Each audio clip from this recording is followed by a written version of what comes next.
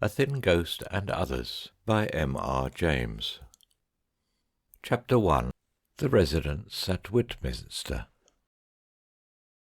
Dr. Ashton, Thomas Ashton, Doctor of Divinity, sat in his study, habited in a dressing gown, and with a silk cap on his shaven head, his wig being for the time taken off and placed on its block on a side table. He was a man of some 55 years, strongly made, of a sanguine complexion, an angry eye, and a long upper lip. Face and eye were lighted up, at the moment when I picture him, by the level ray of an afternoon sun that shone in upon him through a tall sash window giving on the west. The room into which it shone was also tall, lined with bookcases, and where the wall showed between them, panelled. On the table near the doctor's elbow was a green cloth, and upon it what he would have called a silver standish, a tray with inkstands, quill pens, a calf-bound book or two, some papers, a churchwarden pipe and brass tobacco box, a flask cased in plaited straw, and a liqueur glass. The year was 1730, the month December, the hour somewhat past 3 in the afternoon.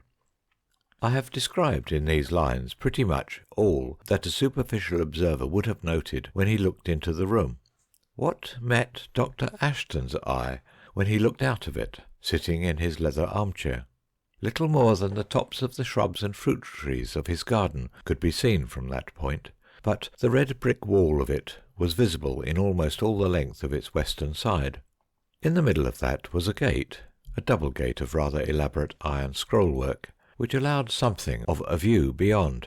Through it he could see that the ground sloped away almost at once to a bottom along which a stream must run, and rose steeply from it on the other side, up to a field that was park-like in character, and thickly studded with oaks, now, of course, leafless. They did not stand so thick together but that some glimpse of sky and horizon could be seen between their stems. The sky was now golden, and the horizon, a horizon of distant woods it seemed, was purple. But all that Dr. Ashton could find to say, after contemplating this prospect for many minutes, was "Abominable!" A listener would have been aware, immediately upon this, of the sound of footsteps coming somewhat hurriedly in the direction of the study. By the resonance he could have told that they were traversing a much larger room. Dr. Ashton turned round in his chair as the door opened, and looked expectant. The incomer was a lady, a stout lady in the dress of the time. Though I have made some attempt at indicating the doctor's costume, I will not enterprise that of his wife, for it was Mrs. Ashton who now entered. She had an anxious, even a sorely distracted look, and it was in a very disturbed voice that she almost whispered to Dr. Ashton, putting her head close to his, "He's in a very sad way, love. Worse, I'm afraid." "Is he really?" And he leaned back and looked in her face. She nodded. 2 solemn bells, high up and not far away, rang out the half-hour at this moment.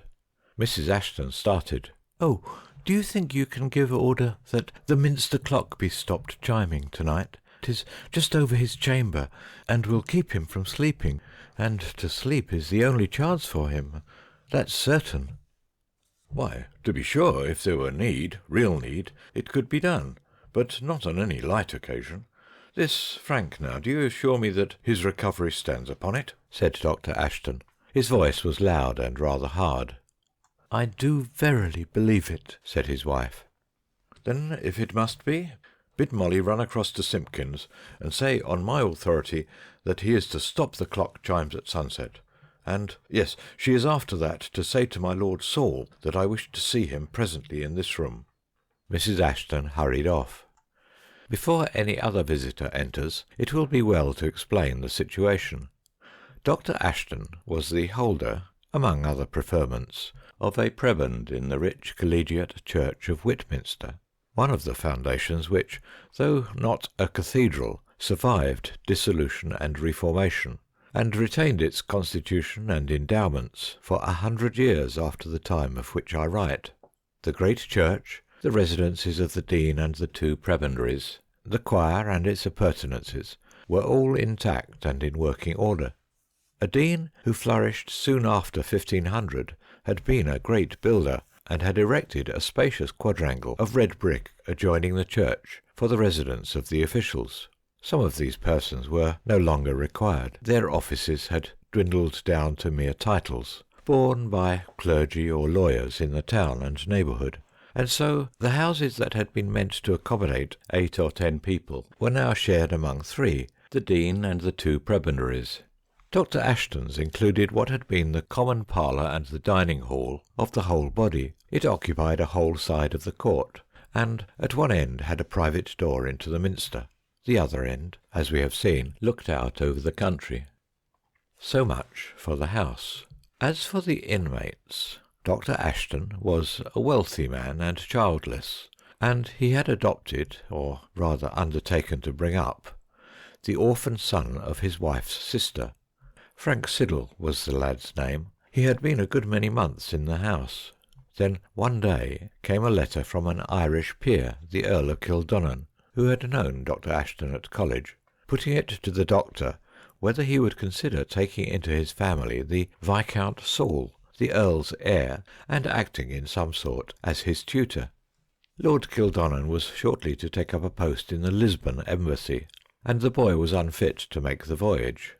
"Not that he is sickly," the Earl wrote, "though you'll find him whimsical, or of late I've thought him so.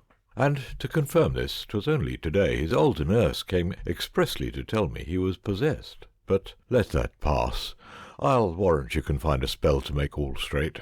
Your arm was stout enough in old days, and I give you plenary authority to use it as you see fit.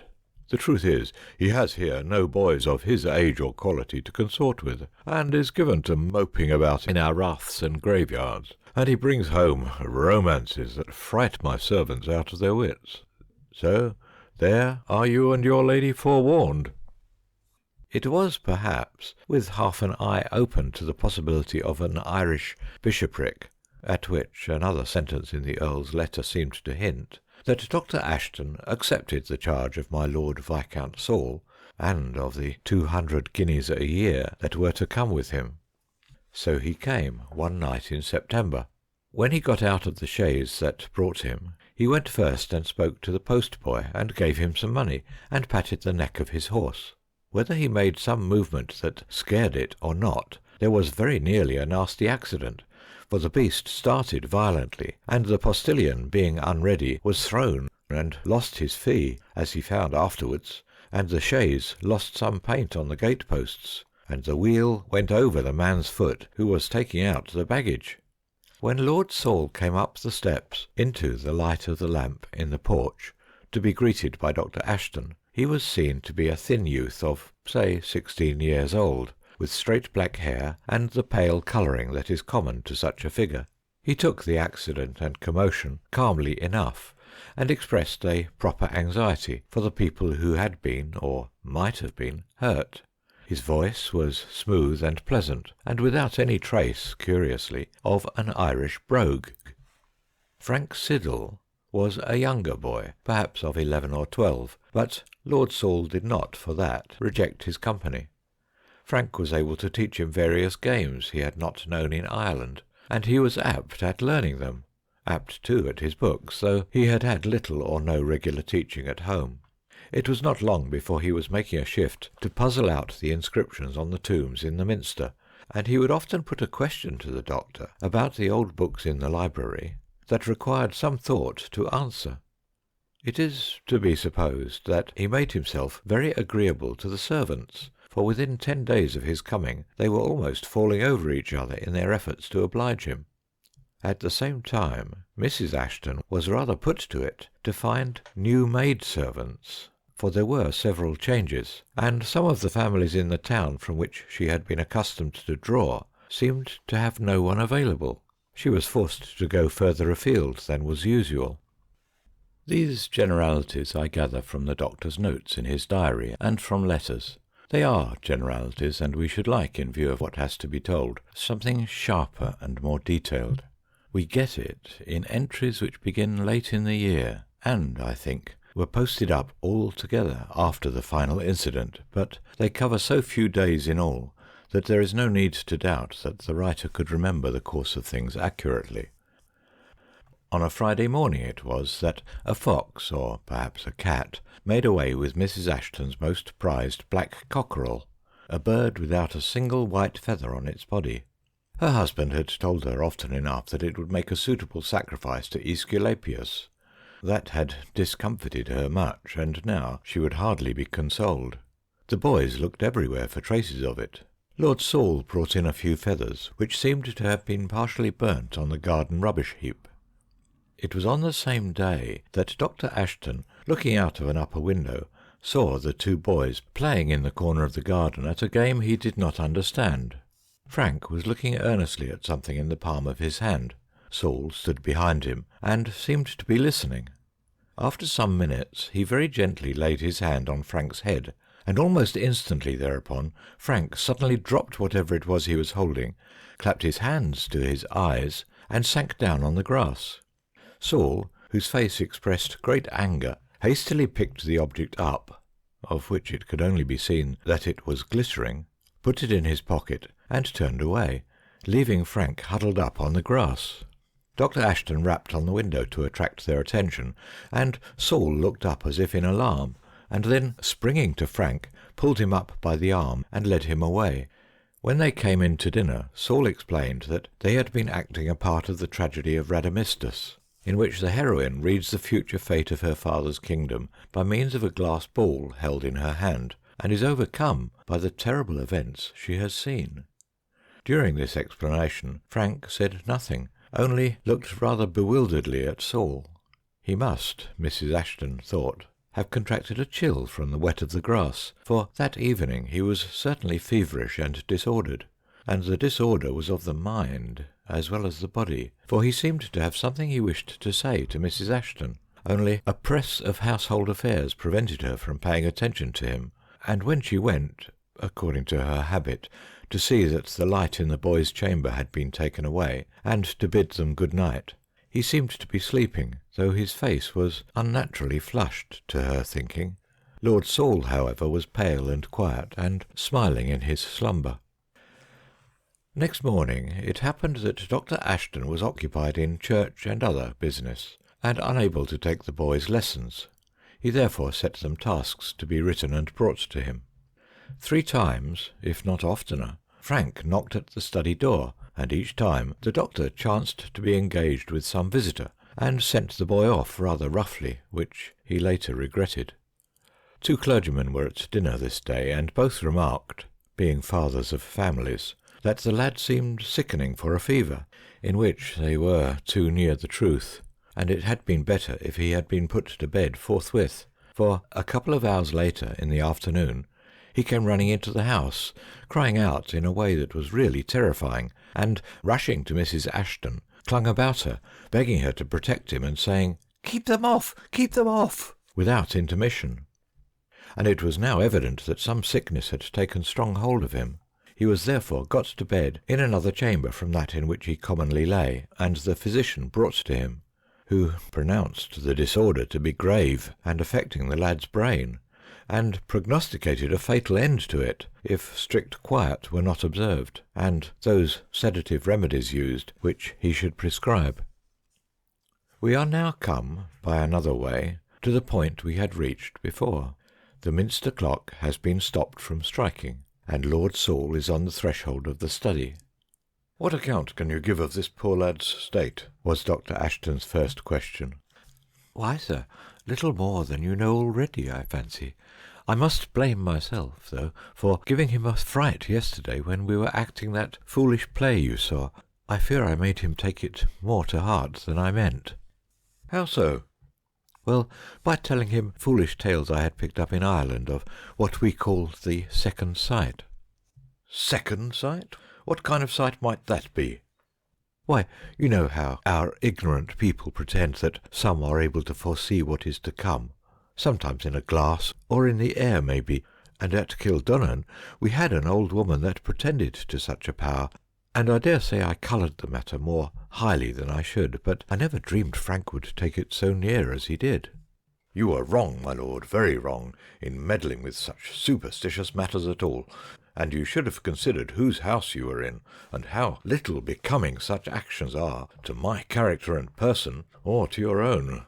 But pray, how came it that you, acting as you say, a play, should fall upon anything that could so alarm Frank?" "That is what I can hardly tell, sir. He passed, all in a moment, from rant about battles and lovers and Cleodora and Antigenes to something I could not follow at all, and then dropped down, as you saw." "Yes. Was that at the moment when you laid your hand on the top of his head?"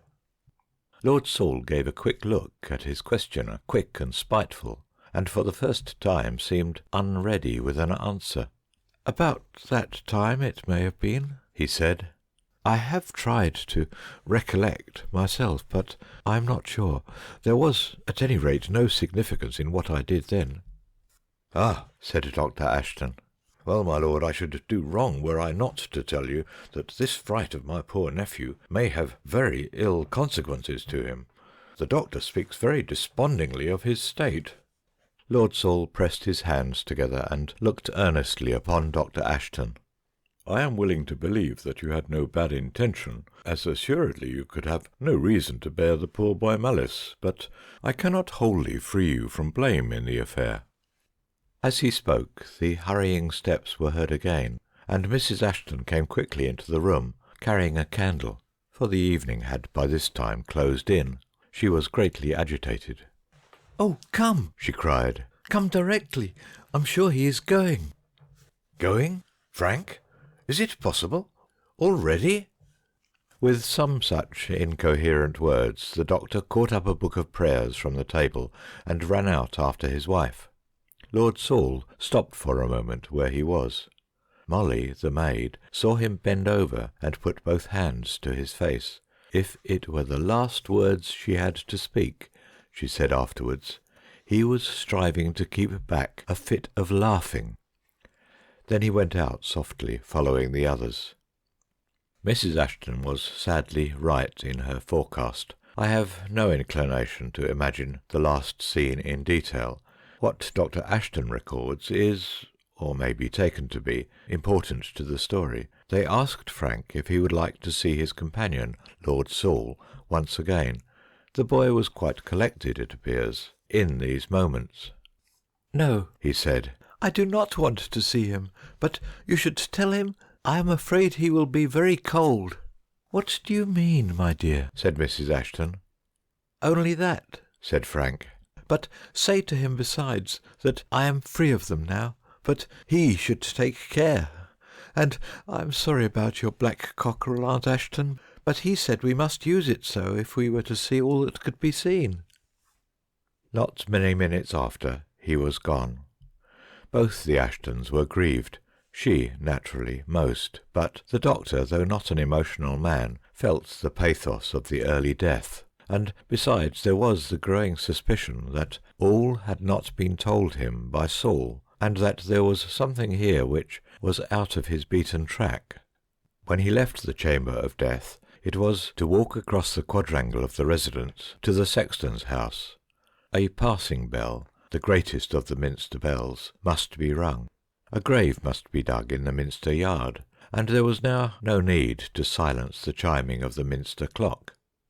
As he came slowly back in the dark, he thought he must see Lord Saul again. That matter of the black cockerel, trifling as it might seem, would have to be cleared up. It might be merely a fancy of the sick boy, but if not, was there not a witch trial he had read, in which some grim little rite of sacrifice had played a part? Yes, he must see Saul. I rather guess these thoughts of his than find written authority for them. That there was another interview is certain. Certain also that Saul would, or, as he said, could, throw no light on Frank's words, though the message, or some part of it, appeared to affect him horribly. But there is no record of the talk in detail. It is only said that Saul sat all that evening in the study, and when he bid good night, which he did most reluctantly, asked for the doctor's prayers. The month of January was near its end when Lord Kildonan, in the embassy at Lisbon, received a letter that, for once, gravely disturbed that vain man and neglectful father. Saul was dead. The scene at Frank's burial had been very distressing. The day was awful in blackness and wind. The bearers, staggering blindly along under the flapping black pall, found it a hard job, when they emerged from the porch of the minster, to make their way to the grave. Mrs. Ashton was in her room. Women did not then go to their kinfolk's funerals. But Saul was there, draped in the mourning cloak of the time, and his face was white and fixed as that of one dead, except when, as was noticed 3 or 4 times, he suddenly turned his head to the left and looked over his shoulder. It was then alive with a terrible expression of listening fear. No one saw him go away, and no one could find him that evening. All night the gale buffeted the high windows of the church, and howled over the upland, and roared through the woodland. It was useless to search in the open. No voice of shouting or cry for help could possibly be heard. All that Dr. Ashton could do was to warn the people about the college and the town constables, and to sit up on the alert for any news, and this he did. News came early next morning, brought by the sexton, whose business it was to open the church for early prayers at 7, and who sent the maid rushing upstairs with wild eyes and flying hair to summon her master. The 2 men dashed across to the south door of the minster, there to find Lord Saul clinging desperately to the great ring of the door, his head sunk between his shoulders, his stockings in rags, his shoes gone, his legs torn and bloody. This was what had to be told to Lord Kildonan, and this really ends the first part of the story.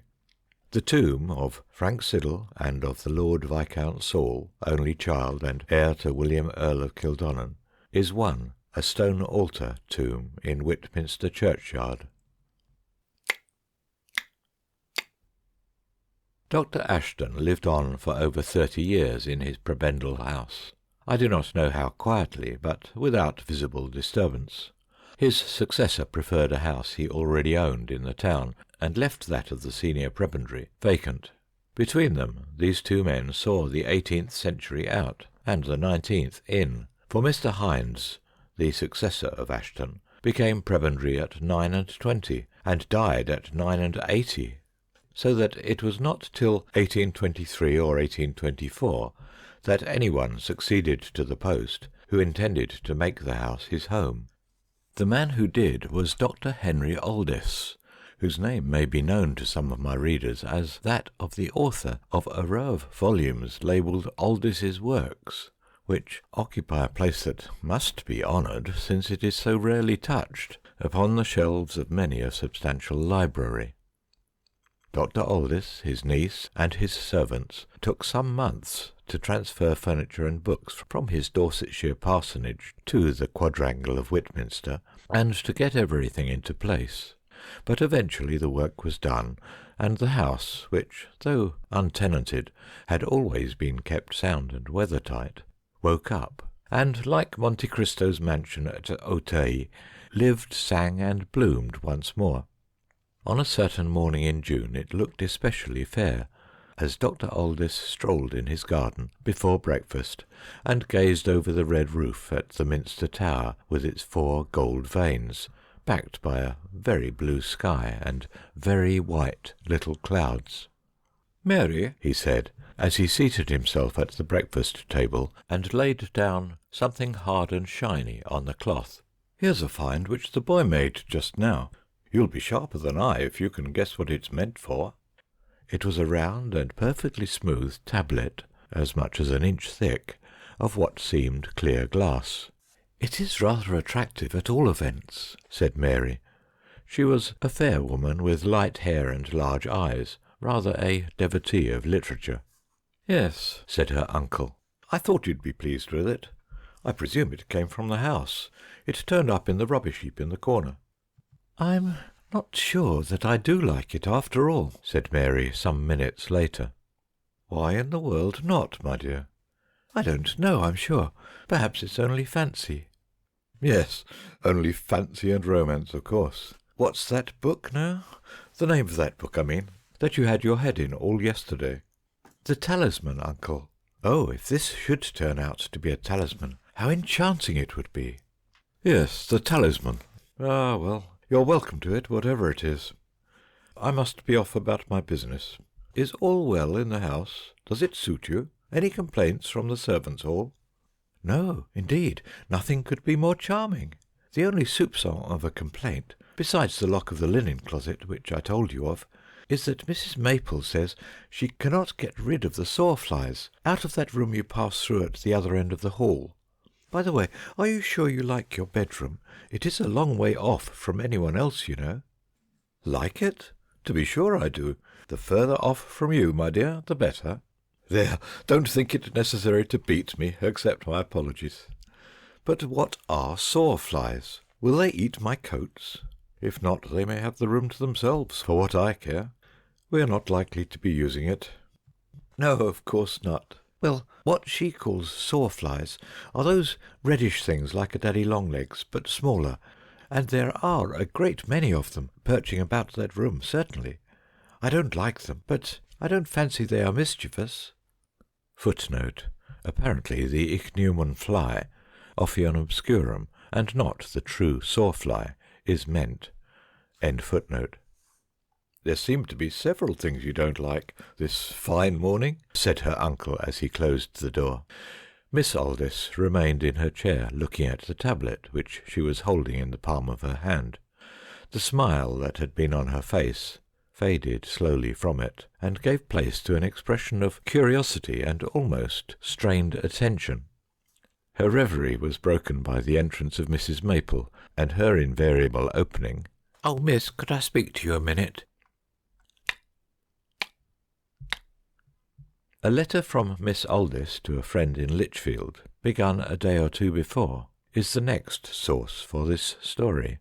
It is not devoid of traces of the influence of that leader of female thought in her day, Miss Anna Seward, known to some as the Swan of Lichfield.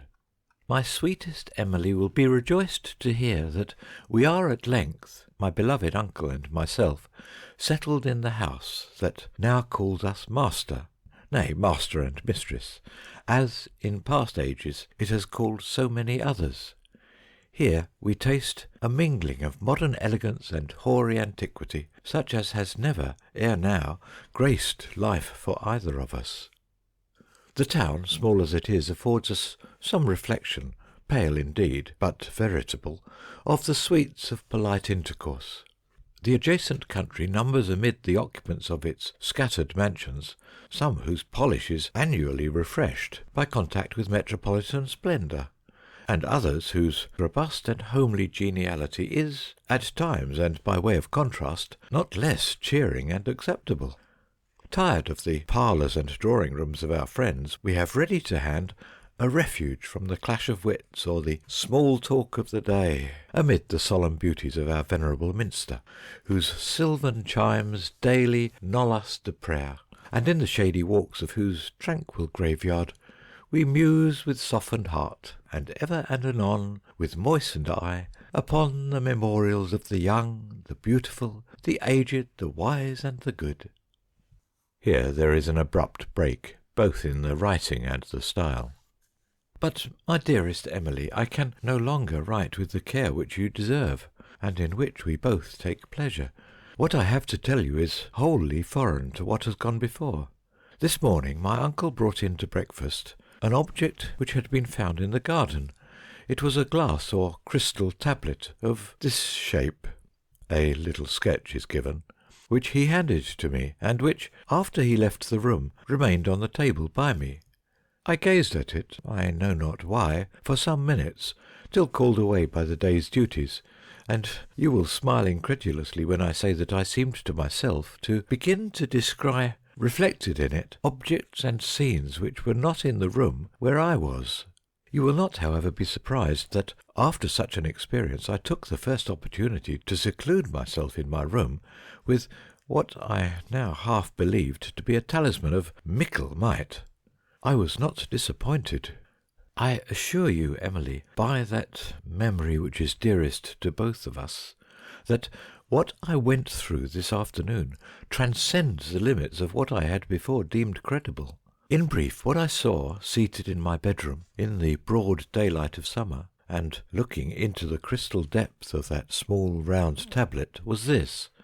First, a prospect strange to me of an enclosure of rough and hillocky grass, with a grey stone ruin in the midst, and a wall of rough stones about it.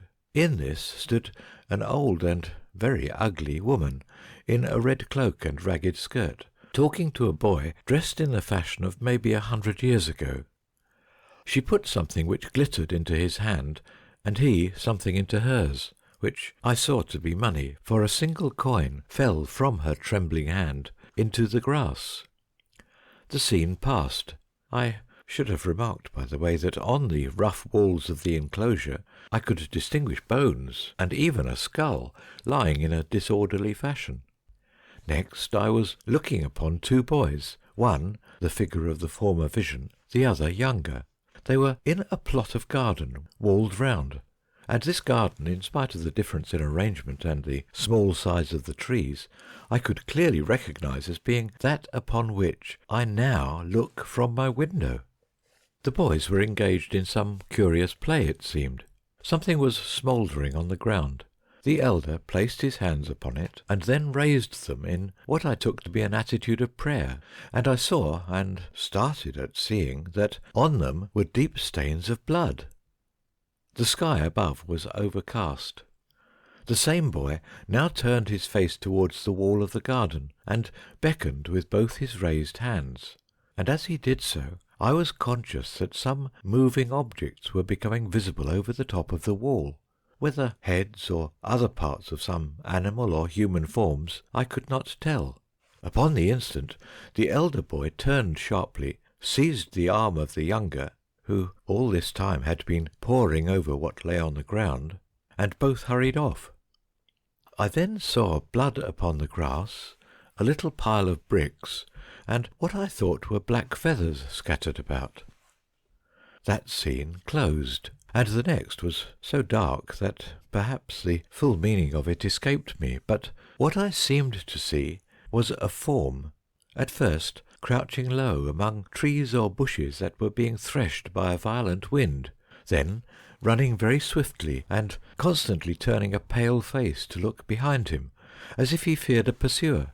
And indeed, pursuers were following hard after him. The shapes were but dimly seen. Their number, 3 or 4 perhaps, only guessed. I suppose they were, on the whole, more like dogs than anything else, but dogs such as we have seen they assuredly were not. Could I have closed my eyes to this horror, I would have done so at once, but I was helpless. The last I saw was the victim darting beneath an arch and clutching at some object to which he clung, and those that were pursuing him overtook him, and I seemed to hear the echo of a cry of despair. It may be that I became unconscious. Certainly I had the sensation of awaking to the light of day after an interval of darkness. Such, in literal truth, Emily, was my vision, I can call it by no other name, of this afternoon. Tell me, have I not been the unwilling witness of some episode of a tragedy connected with this very house? The letter is continued next day. The tale of yesterday was not completed when I laid down my pen.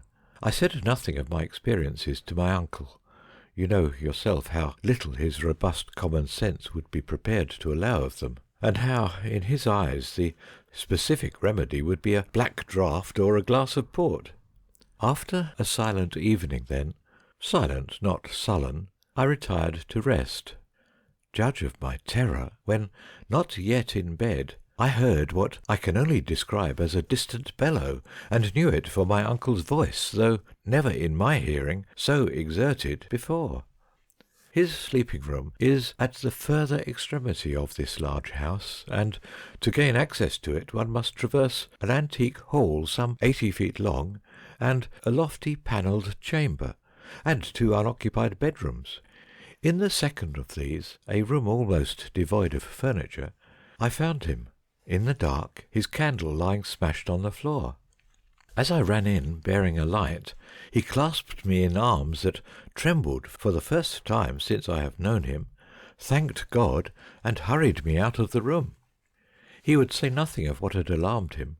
Tomorrow, tomorrow was all I could get from him. A bed was hastily improvised for him in the room next to my own. I doubt if his night was more restful than mine. I could only get to sleep in the small hours when daylight was already strong, and then my dreams were of the grimmest, particularly one which stamped itself on my brain, and which I must set down on the chance of dispersing the impression it has made. It was that I came up to my room with a heavy foreboding of evil oppressing me, and went with a hesitation and reluctance I could not explain to my chest of drawers. I opened the top drawer, in which was nothing but ribbons and handkerchiefs, and then the second, where there was as little to alarm, and then, oh heavens, the third and last, and there was a mass of linen neatly folded, upon which, as I looked with curiosity that began to be tinged with horror, I perceived a movement in it, and a pink hand was thrust out of the folds, and began to grope feebly in the air. I could bear it no more, and rushed from the room, clapping the door after me, and strove with all my force to lock it, but the key would not turn in the wards, and from within the room came a sound of rustling and bumping, drawing nearer and nearer to the door. Why I did not flee down the stairs I know not. I continued grasping the handle, and mercifully, as the door was plucked from my hand with an irresistible force, I awoke. You may not think this very alarming, but I assure you it was so to me. At breakfast today my uncle was very uncommunicative, and, I think, ashamed of the fright he had given us. But afterwards he inquired of me whether Mr. Spearman was still in town, adding that he thought that was a young man who had some sense left in his head.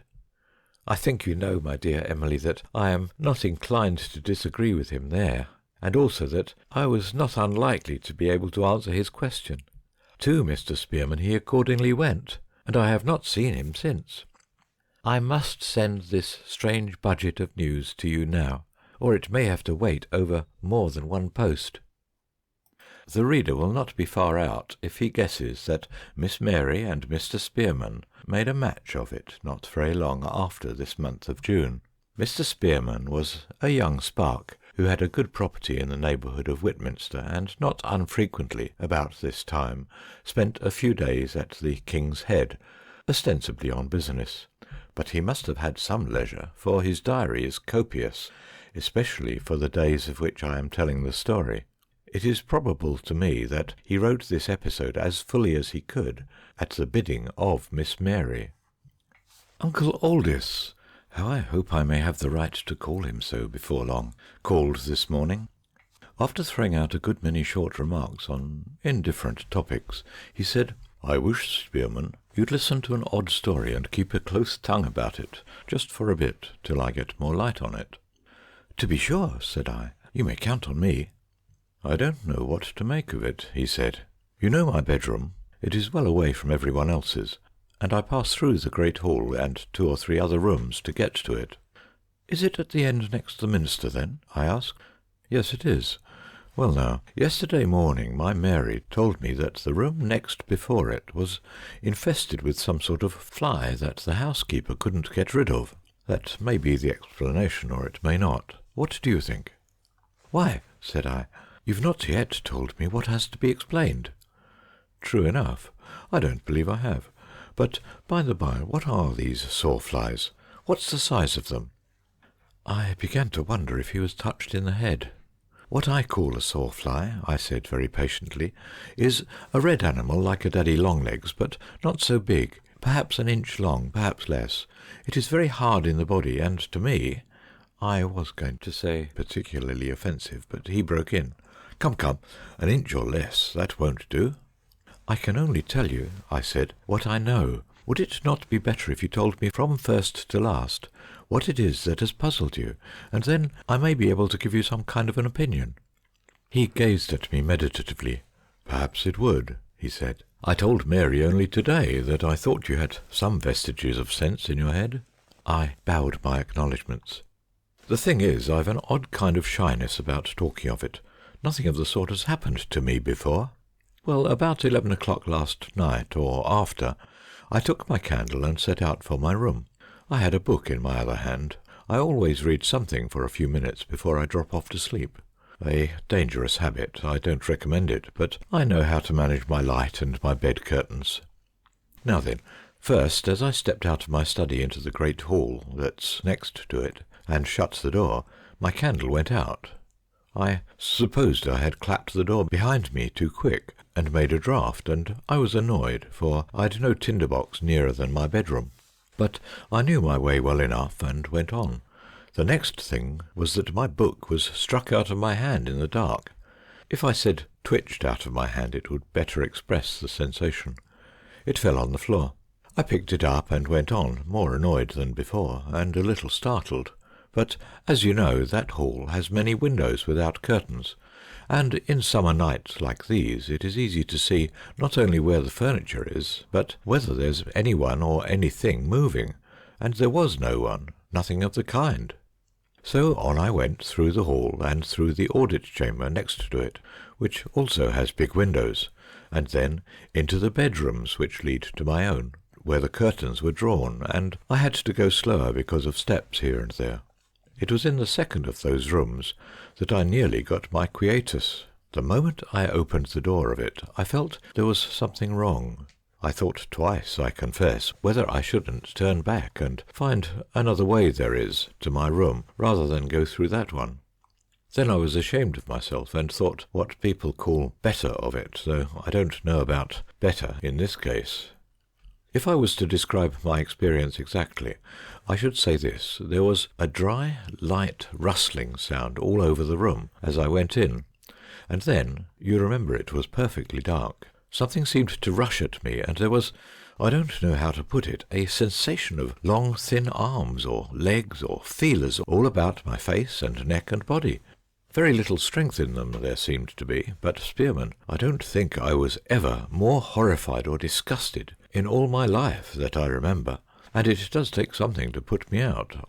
I roared out as loud as I could, and flung away my candle at random, and, knowing I was near the window, I tore at the curtain, and somehow let in enough light to be able to see something waving, which I knew was an insect leg by the shape of it. But, Lord, what a size!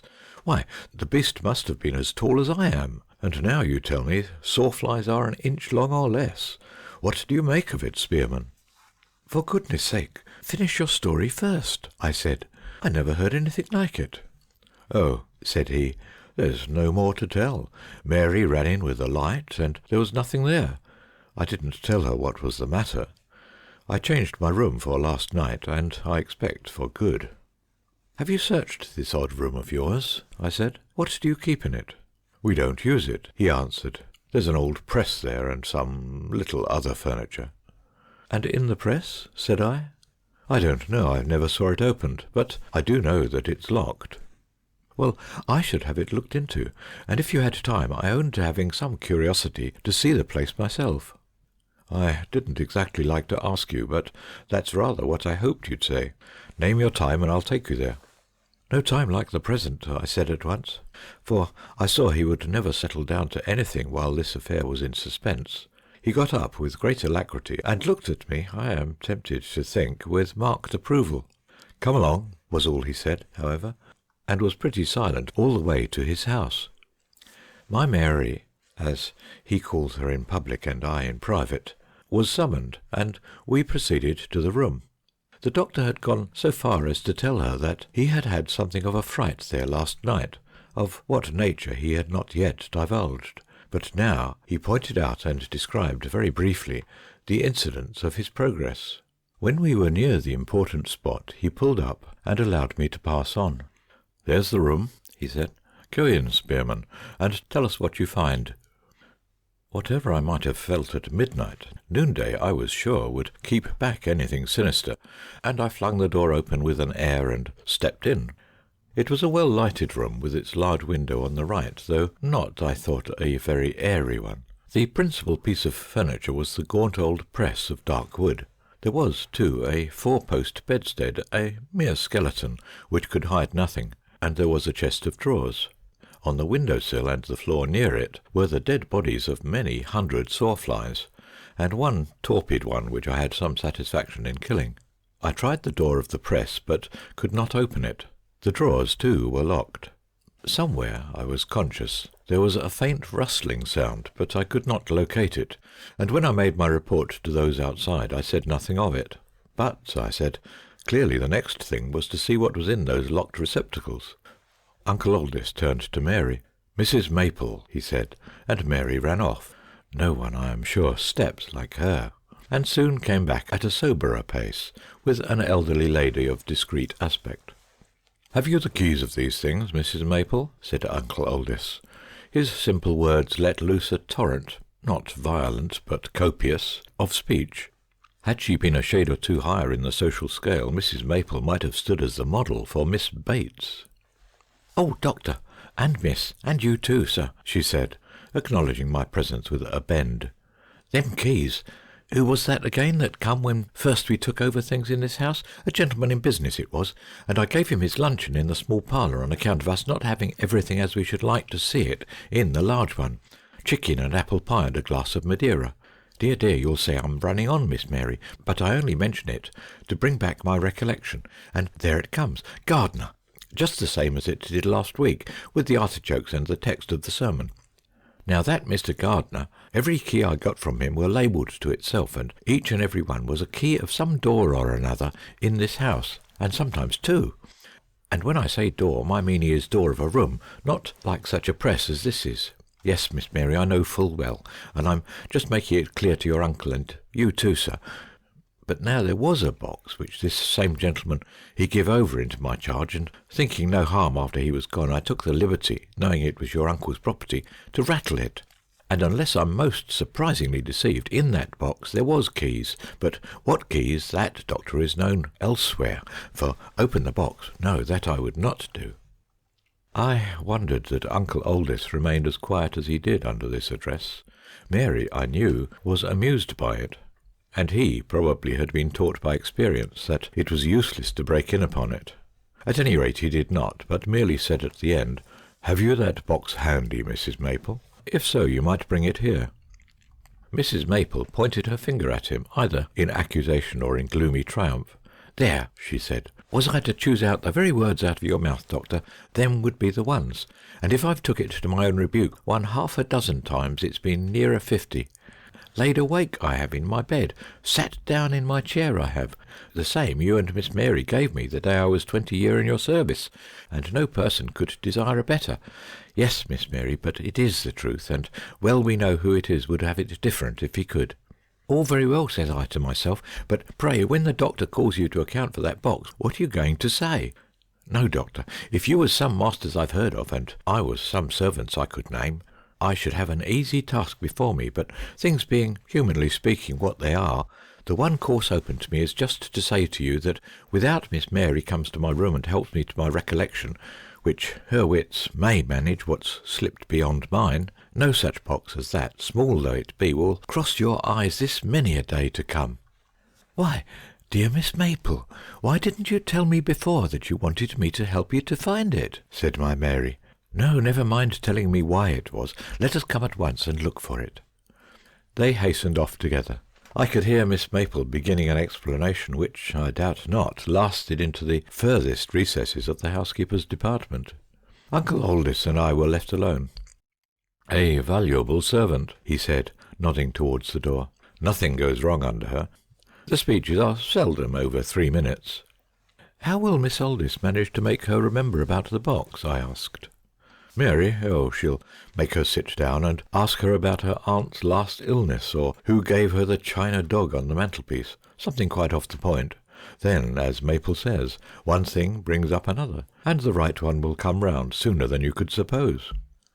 There, I believe I hear them coming back already."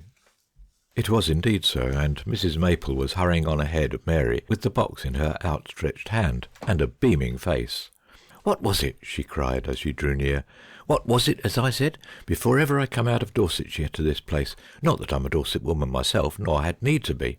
safe bind, safe find. And there it was, in the place where I'd put it, 2 months back, I dare say." She handed it to Uncle Aldous, and he and I examined it with some interest, so that I ceased to pay attention to Mrs. Ann Maple for the moment, though I know that she went on to expound exactly where the box had been, and in what way Mary had helped to refresh her memory on the subject. It was an oldish box, tied with pink tape and sealed, and on the lid was pasted a label inscribed in old ink, "The Senior Prebendary's House, Whitminster." On being opened, it was found to contain 2 keys of moderate size, and a paper on which, in the same hand as the label, was "Keys of the press and box of drawers standing in the disused chamber." Also this: "The effects in this press and box are held by me, and to be held by my successors in the residence, in trust for the noble family of Kildonan, if claim be made by any survivor of it. I, having made all the inquiry possible to myself, am of the opinion that the noble house is wholly extinct, the last earl having been, as is notorious, cast away at sea, and his only child and heir deceased in my house, the papers as to which melancholy casualty were by me reposed in the same press in this year of our Lord 1753, 21st of March. I am further of opinion that unless grave discomfort arise, such persons not being of the family of Kildonan, as shall become possessed of these keys, will be well advised to leave matters as they are. Which opinion I do not express without weighty and sufficient reason, and am happy to have my judgment confirmed by the other members of this college and church, who are conversant with the events referred to in this paper. Thomas Ashton, S.T.P., Prebendary Senior, Will Blake, S.T.P., Decanus, Henry Goodman, S.T.B., Prebendary Junior. "Ah," said Uncle Aldous, "grave discomfort. So he thought there might be something. I suspect it was that young man," he went on, pointing with the key to the line about the only child and heir. "Eh, Mary? The Viscounty of Kildonan was Saul." "How do you know that, Uncle?" said Mary. "Oh, why not? It's all in Debrett. 2 little fat books. But I meant the tomb by the Lime Walk. He's there. What's the story, I wonder? Do you know it, Mrs. Maple? And, by the way, look at your sawflies by the window there." Mrs. Maple, thus confronted with 2 subjects at once, was a little put to it to do justice to both. It was, no doubt, rash in Uncle Aldous to give her the opportunity. I could only guess that he had some slight hesitation about using the key he held in his hand. "Oh, them flies, how bad they was, Doctor and Miss, this 3 or 4 days, and you too, sir, you wouldn't guess, none of you. And how they come, too. First we took the room in hand. The shutters was up, and had been, I dare say, years upon years, and not a fly to be seen. Then we got the shutter bars down, with a deal of trouble, and left it so for the day, and next day I sent Susan in with the broom to sweep about, and not 2 minutes hadn't passed when out she came into the hall like a blind thing, and we had regular to beat them off her. Why, her cap and her hair, you couldn't see the colour of it, I do assure you, and all clustering round her eyes too. Fortunate enough she's not a girl with fancies, else if it had been me, why, only the tickling of the nasty things would have drove me out of my wits. And now there they lay like so many dead things. Well, they was lively enough on the Monday, and now here's Thursday, is it? Or no, Friday. Only to come near the door, and you'd hear them pattering up against it. And once you opened it, dash at you they would, as if they'd eat you. I couldn't help thinking to myself, if you was bats, where should we be this night? Nor you can't crash 'em, not like a usual kind of fly. Well, there's something to be thankful for, if we could but learn by it. And then this tomb, too," she said, hastening on to her second point to elude any chance of interruption, "of them 2 poor young lads. I say poor, and yet when I recollect myself I was at tea with Mrs. Simpkins, the sexton's wife, before you come, Doctor and Miss Mary, and that's a family has been in the place, I dare say 100 years in that very house, and could put their hand on any tomb or yet grave in all the yard, and give you name and age. And his account of that young man, Mr. Simpkins's, I mean to say, well," she compressed her lips and nodded several times. "Tell us, Mrs. Maple," said Mary. "Go on," said Uncle Aldous. "What about him?" said I. "Never was such a thing seen in this place, not since Queen Mary's times and the Pope and all," said Mrs. Maple. Why, do you know, he lived in this very house, him and them that was with him, and for all I can tell, in this identical room." She shifted her feet uneasily on the floor. "Who was with him? Do you mean the people of the house?" said Uncle Oldys suspiciously. "Not to call people, Doctor, dear no," was the answer. "More what he brought with him from Ireland, I believe it was. No, the people in the house was the last to hear anything of his goings on. But in the town, not a family but knew how he stopped out at night. And them that was with him, why, they were such as would strip the skin from the child in its grave. And a withered heart makes an ugly, thin ghost, says Mr. Simpkins. But they turned on him at the last, he says, and there's the mark still to be seen on the minster door where they run him down. And that's no more than the truth, for I got him to show it to myself, and that's what he said. A lord he was, with a Bible name of a wicked king, whatever his godfathers could have been thinking of." "Saul was the name," said Uncle Oldys. "To be sure it was Saul, Doctor, and thank you. And now isn't it King Saul that we read of raising up the dead ghost that was slumbering in its tomb till he disturbed it? And isn't that a strange thing, this young lord to have such a name? And Mr. Simpkins's grandfather to see him out of his window of a dark night, going about from one grave to another in the yard with a candle, and them that was with him following through the grass at his heels. And one night him to come right up to old Mr. Simpkins's window that gives on the yard, and press his face up against it, to find out if there was anyone in the room that could see him. And only just time there was for old Mr. Simpkins to drop down like quiet just under the window and hold his breath, and not stir till he heard him stepping away again, and this rustling like in the grass after him as he went. And then when he looked out of his window in the morning there was treadings in the grass and a dead man's bone. Oh, he was a cruel child for certain, but he had to pay in the end, and after." "After?" said Uncle Oldys with a frown. "Oh yes, Doctor.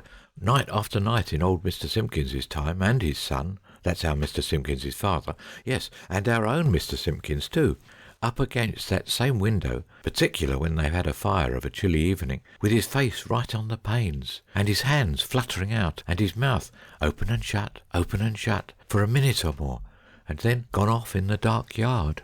But open the window at such times, no, that they dare not do, though they could find it in their heart to pity the poor thing, that pinched up with the cold, and seemingly fading away to a nothing as the years passed on.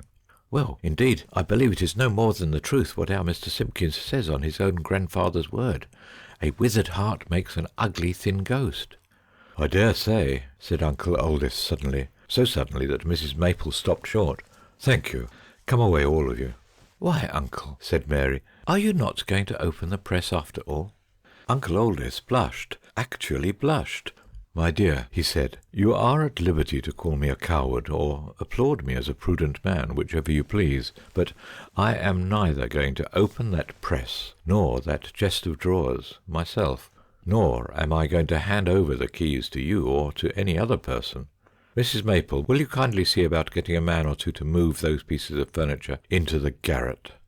"And when they do it, Mrs. Maple," said Mary, who seemed to me, I did not then know why, more relieved than disappointed by her uncle's decision, "I have something that I want put with the rest, only quite a small packet."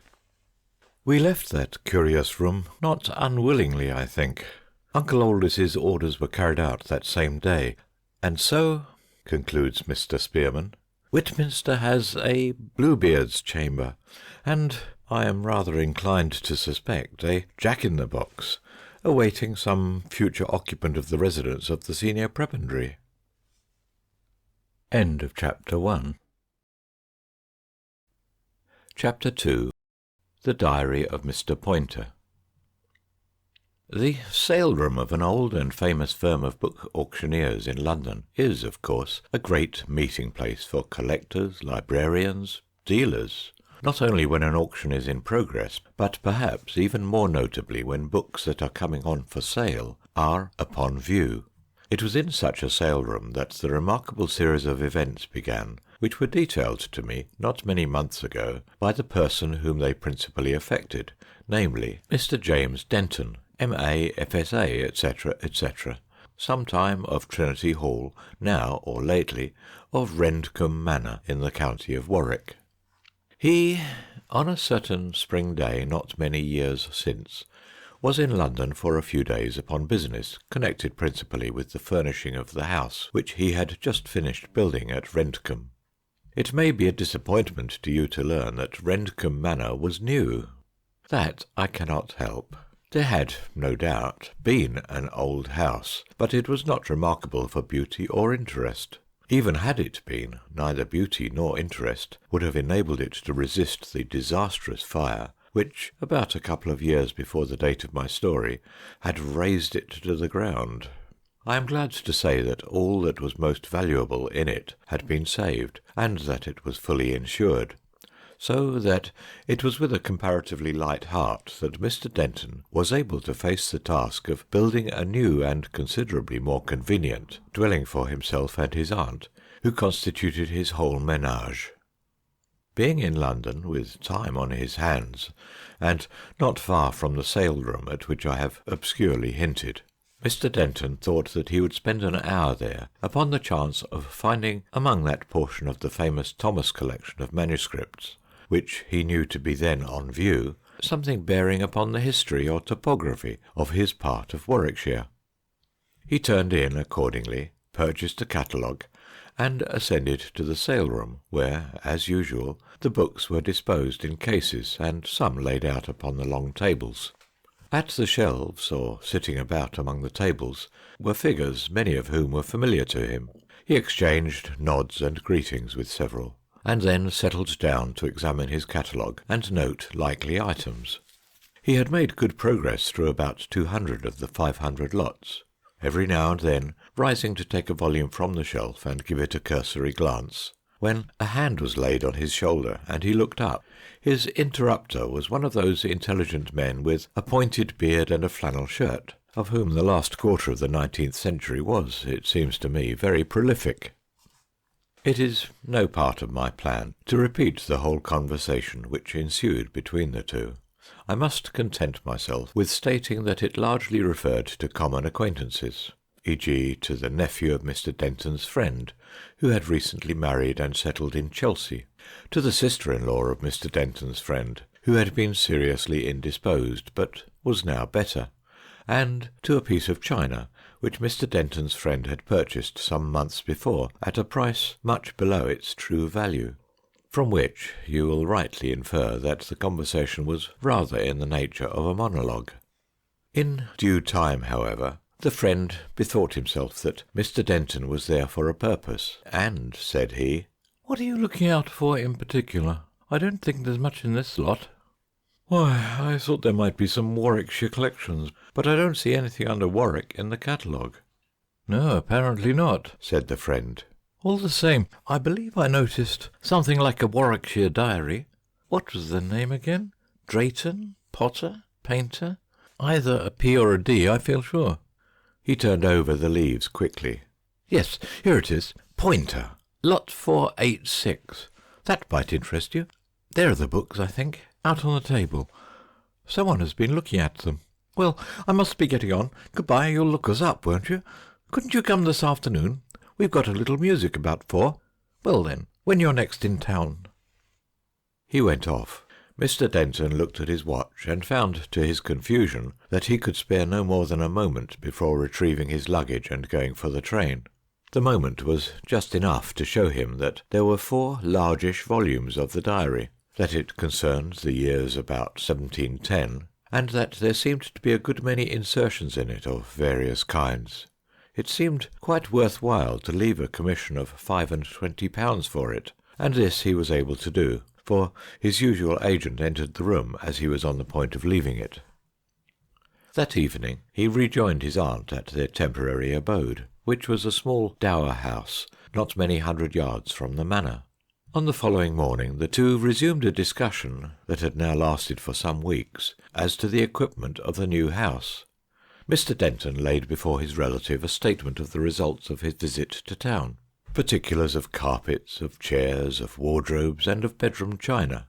"Yes, dear," said his aunt, "but I don't see any chintzes here. Did you go to—" Mr. Denton stamped on the floor. Where else, indeed, could he have stamped? "Oh dear," he said. "The one thing I missed. I am sorry.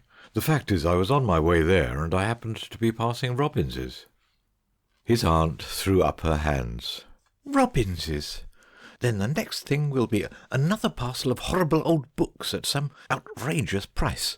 I do think, James, when I am taking all this trouble for you, you might contrive to remember the one or two things which I specially begged you to see after. It's not as if I was asking it for myself. I don't know whether you think I get any pleasure out of it, but if so, I can assure you it's very much the reverse. The thought and worry and trouble I have over it you have no idea of, and you have simply to go to the shops and order the things."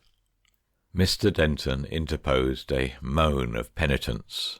"Oh, Aunt—" "Yes, it's all very well, dear, and I don't want to speak sharply, but you must know how very annoying it is, particularly as it delays the whole of our business for I can't tell how long. Here is Wednesday. The Simpsons come tomorrow, and you can't leave them. Then on Saturday we have friends, as you know, coming for tennis. Yes, indeed. You spoke of asking them yourself, but of course I had to write the notes, and it is ridiculous, James, to look like that. We must occasionally be civil to our neighbours. You wouldn't like to have it said we were perfect bears. What was I saying? Well, anyhow, it comes to this, that it must be Thursday in next week at least, before you can go to town again. And until we have decided upon the chintzes, it is impossible to settle upon one single other thing." Mr. Denton ventured to suggest that, as the paint and wallpapers had been dealt with, this was too severe a view. But this his aunt was not prepared to admit at the moment. Nor, indeed, was there any proposition he could have advanced which she would have found herself able to accept. However, as the day went on, she receded a little from this position, examined with lessening disfavour the samples and price lists submitted by her nephew, and even in some cases gave a qualified approval to his choice. As for him, he was naturally somewhat dashed by the consciousness of duty unfulfilled, but more so by the prospect of a lawn tennis party, which, though an inevitable evil in August, he had thought there was no occasion to fear in May. But he was to some extent cheered by the arrival on the Friday morning of an intimation that he had secured at the price of £12 10s the 4 volumes of Poynter's manuscript diary, and still more by the arrival on the next morning of the diary itself. The necessity of taking Mr. and Mrs. Simpson for a drive in the car on Saturday morning, and of attending to his neighbours and guests that afternoon, prevented him from doing more than open the parcel until the party had retired to bed on the Saturday night. It was then that he made certain of the fact, which he had before only suspected, that he had indeed acquired the diary of Mr. William Poynter, Squire of Accrington, about 4 miles from his own parish. That same Poynter, who was for a time a member of the circle of Oxford antiquaries, the centre of which was Thomas Hearne, and with whom Hearne seemed ultimately to have quarrelled, a not uncommon episode in the career of that excellent man. As is the case with Hearne's own collections, the diary of Poynter contained a good many notes from printed books, descriptions of coins and other antiquities that had been brought to his notice, and drafts of letters on these subjects, besides the chronicle of everyday events. The description in the sale catalogue had given Mr. Denton no idea of the amount of interest which seemed to lie in the book, and he sat up reading in the first of the 4 volumes until a reprehensibly late hour. On the Sunday morning, after church, his aunt came into the study and was diverted from what she had been going to say to him by the sight of the 4 brown leather quartos on the table. "What are these?" she said suspiciously. "New, aren't they? Oh, are these the things that made you forget my chintzes? I thought so. Disgusting. What did you give for them, I should like to know? Over £10? James, it is really sinful. Well, if you have money to throw away on this kind of thing, there can be no reason why you should not subscribe, and subscribe handsomely, to my Anti-Vivisection League. There is not, indeed, James, and I shall be very seriously annoyed if— Who did you say wrote them? Old Mr. Poynter of Accrington? Well, of course there is some interest in getting together old papers about this neighbourhood, but £10! She picked up one of the volumes, not that which her nephew had been reading, and opened it at random. dashing it to the floor the next instant with a cry of disgust as an earwig fell from between the pages. Mr. Denton picked it up with a smothered expletive and said, "Poor book. I think you're rather hard on Mr. Poynter." "Was I, my dear? I beg his pardon, but you know I cannot abide those horrid creatures. Let me see if I've done any mischief." "No, I think all's well, but look here what you've opened him on." "Dear me, yes, to be sure. How very interesting. Do unpin it, James, and let me look at it." It was a piece of patterned stuff, about the size of the quarto page, to which it was fastened by an old-fashioned pin. James detached it and handed it to his aunt, carefully replacing the pin in the paper.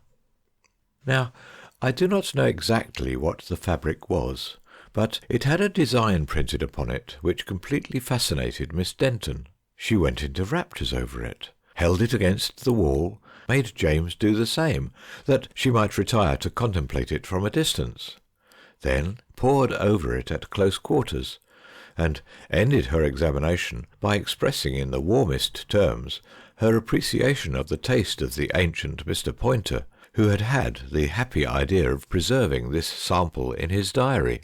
"It is a most charming pattern," she said, "and remarkable too. Look, James, how delightfully the lines ripple. It reminds one of hair very much, doesn't it? And then these knots of ribbon at intervals. They give just the relief of colour that is wanted. I wonder—" "I was going to say," said James with deference, "I wonder if it would cost much to have it copied for our curtains." "Copied? How could you have it copied, James?" "Well, I don't know the details, but I suppose that it is a printed pattern, and that you could have a block cut from it in wood or metal." "Now, really, that is a capital idea, James. I am almost inclined to be glad that you forgot the chintzes on Monday.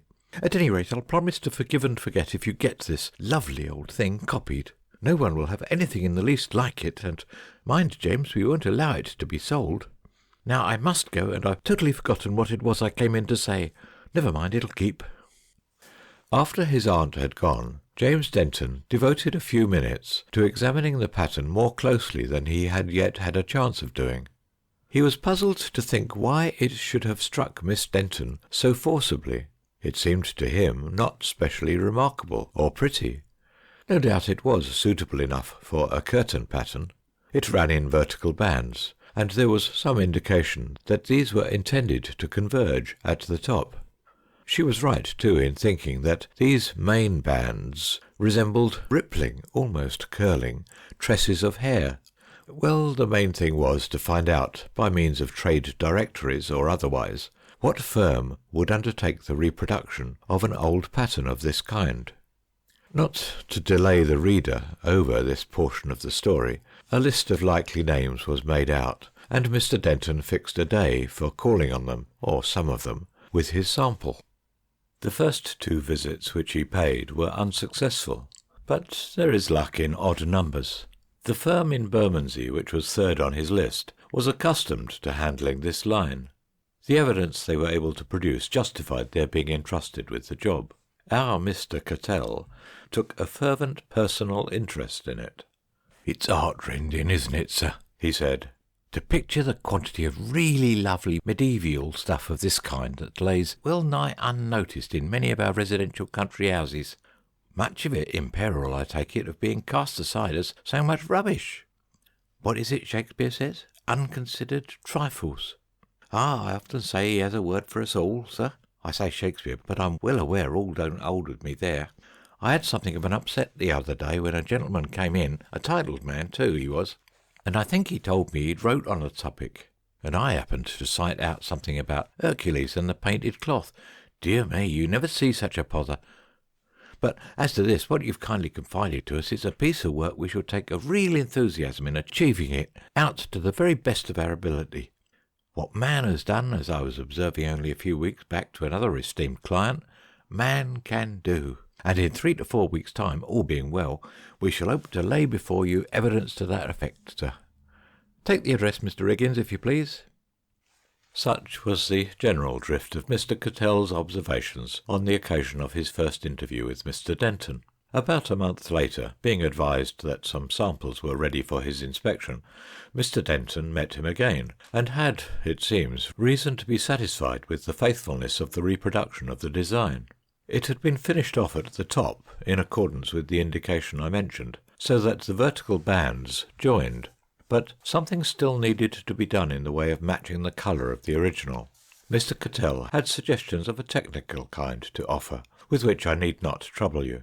He had also views as to the general desirability of the pattern, which were vaguely adverse. You say you don't wish this to be supplied, excepting to personal friends equipped with authorization from yourself, sir. It shall be done. I quite understand you wish to keep it exclusive. Lends a catch, does it not, to the suite? What's every man's, it's been said, is no man's. Do you think it would be popular if it were generally obtainable? Asked Mr. Denton. I hardly think it, sir, said Cattell, pensively clasping his beard. I hardly think it. Not popular. It wasn't popular with the man that cut the block, was it, Mr. Riggins? Did he find it a difficult job? He'd no call to do so, sir, but the fact is that the artistic temperament, and our men are artists, sir, every man of them, true artists, as much as many that the world styles by that term, it's apt to take some strange, hardly accountable likes or dislikes. And here was an example. The twice or thrice that I went to inspect his progress, language I could understand, for that's habitual to him, but real distaste for what I should call a dainty enough thing I did not, nor am I now able to fathom. It seemed, said Mr. Cattell, looking narrowly upon Mr. Denton, as if the man scented something almost evil in the design. Indeed. Did he tell you, sir? I can't say I see anything sinister in it myself. Neither can I, sir. In fact, I said as much. Come, Gatwick, I said, what's to do here? What's the reason of your prejudice? For I can call it no more than that. But no explanation was forthcoming, and I was merely reduced, as I am now, to a shrug of the shoulders and a cui bono. However, here it is. And with that, the technical side of the question came to the front again. The matching of the colours for the background, the hem, and the knots of ribbon was by far the longest part of the business, and necessitated many sendings to and fro of the original pattern and of new samples. During part of August and September, too, the Dentons were away from the manor, so that it was not until October was well in that a sufficient quantity of the stuff had been manufactured to furnish curtains for the 3 or 4 bedrooms which were to be fitted up with it. On the feast of Simon and Jude, the aunt and nephew returned from a short visit to find all completed, and their satisfaction at the general effect was great. The new curtains, in particular, agreed to admiration with their surroundings. When Mr. Denton was dressing for dinner, and took stock of his room, in which there was a large amount of the chintz displayed, he congratulated himself over and over again on the luck which had first made him forget his aunt's commission, and had then put into his hands this extremely effective means of remedying his mistake. The pattern was, as he said at dinner, so restful, and yet so far from being dull, and Miss Denton, who, by the way, had none of the stuff in her own room, was much disposed to agree with him. At breakfast next morning he was induced to qualify his satisfaction to some extent, but very slightly.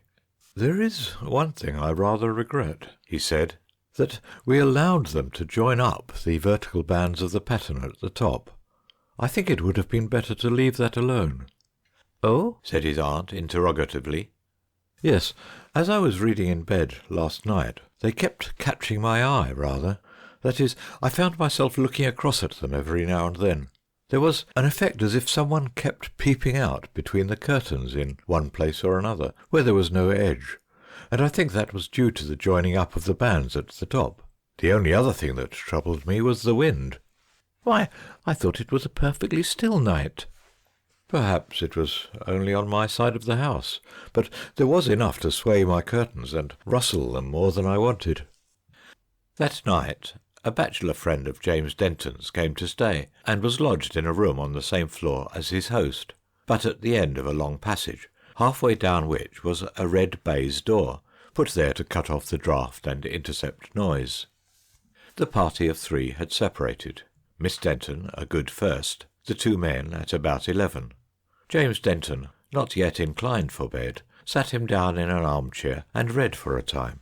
Then he dozed, and then he woke, and bethought himself that his brown spaniel, which ordinarily slept in his room, had not come upstairs with him.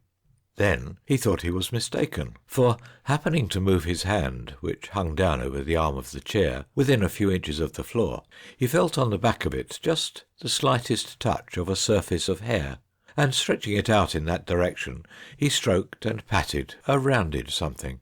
But the feel of it, and still more the fact that, instead of a responsive movement, absolute stillness greeted his touch, made him look over the arm. What he had been touching rose to meet him. It was in the attitude of one that had crept along the floor on its belly, and it was, so far as could be collected, a human figure, but of the face which was now rising to within a few inches of his own, no feature was discernible, only hair. Shapeless as it was, there was about it so horrible an air of menace that, as he bounded from his chair and rushed from the room, he heard himself moaning with fear, and doubtless he did right to fly. As he dashed into the baize door that cut the passage in two, and, forgetting that it opened towards him, beat against it with all the force in him, he felt a soft, ineffectual tearing at his back, which, all the same, seemed to be growing in power, as if the hand, or whatever worse than a hand was there, were becoming more material as the pursuer's rage was more concentrated. Then he remembered the trick of the door. He got it open. He shut it behind him. He gained his friend's room, and that is all we need know.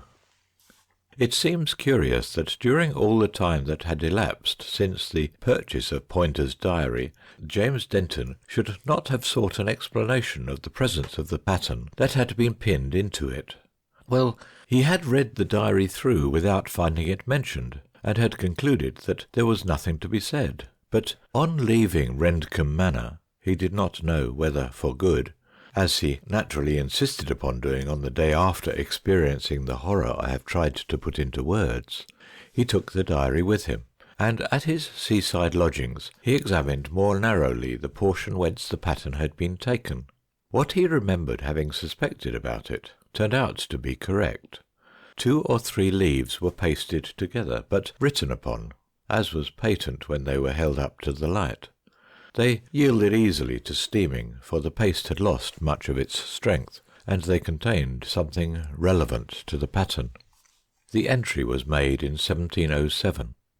Old Mr. Casbury of Accrington told me this day much of young Sir Everard Charlet, whom he remembered commoner of University College, and thought was of the same family as Dr. Arthur Charlet, now master of the college.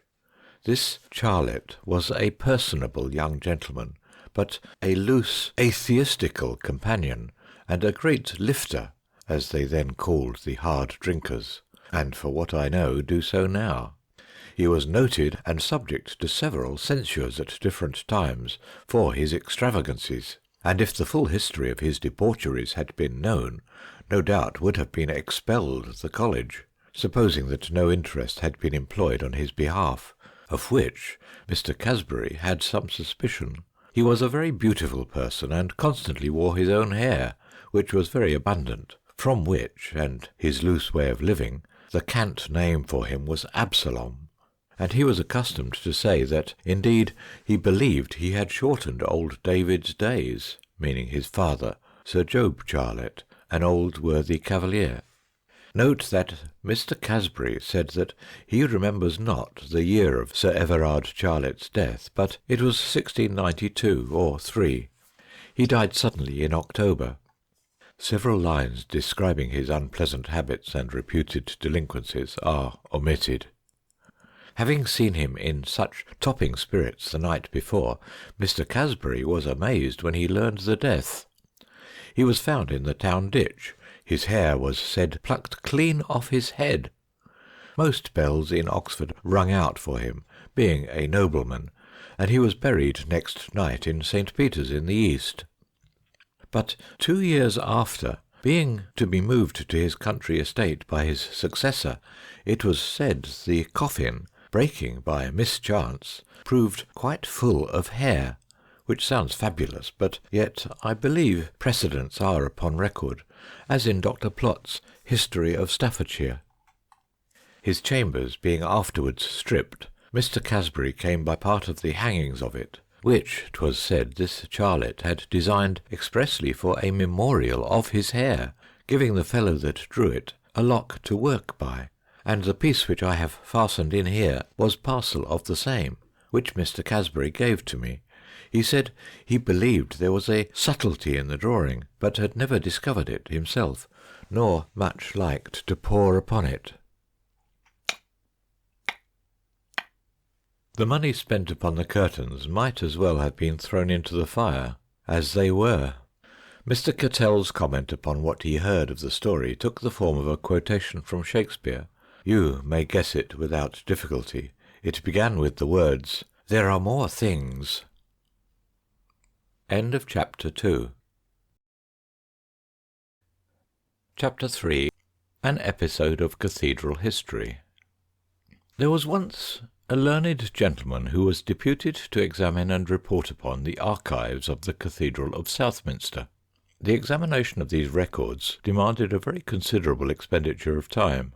Hence it became advisable for him to engage lodgings in the city, for though the cathedral body were profuse in their offers of hospitality, Mr. Lake felt that he would prefer to be master of his day. This was recognised as reasonable.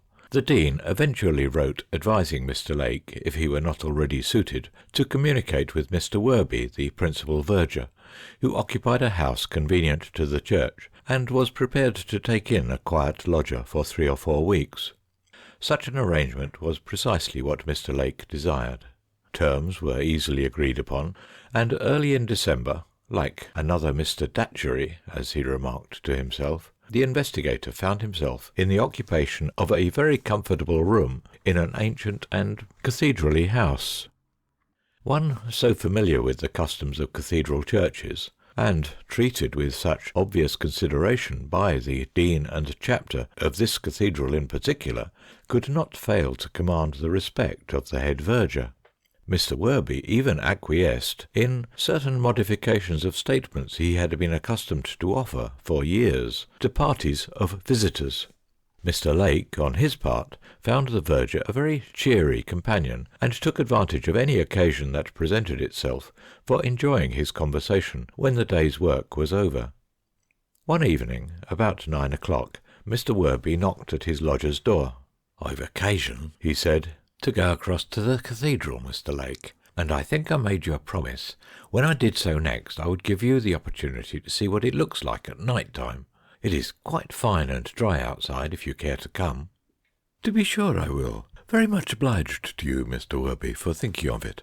But let me get my coat." "Here it is, sir, and I've another lantern here that you'll find advisable for the steps, as there's no moon." "Anyone might think we were Jasper and Durdles over again, mightn't they?" said Lake, as they crossed the close, for he had ascertained that the verger had read Edwin Drood. "Well, so they might," said Mr. Worby with a short laugh, "though I don't know whether we ought to take it as a compliment. Odd ways, I often think, they had at that cathedral. Don't it seem so to you, sir? Full choral matins at 7 o'clock in the morning, all the year round. Wouldn't suit our boys' voices nowadays, and I think there's 1 or 2 of the men would be applying for a rise if the chapter was to bring it in, particularly the altos." They were now at the south-west door.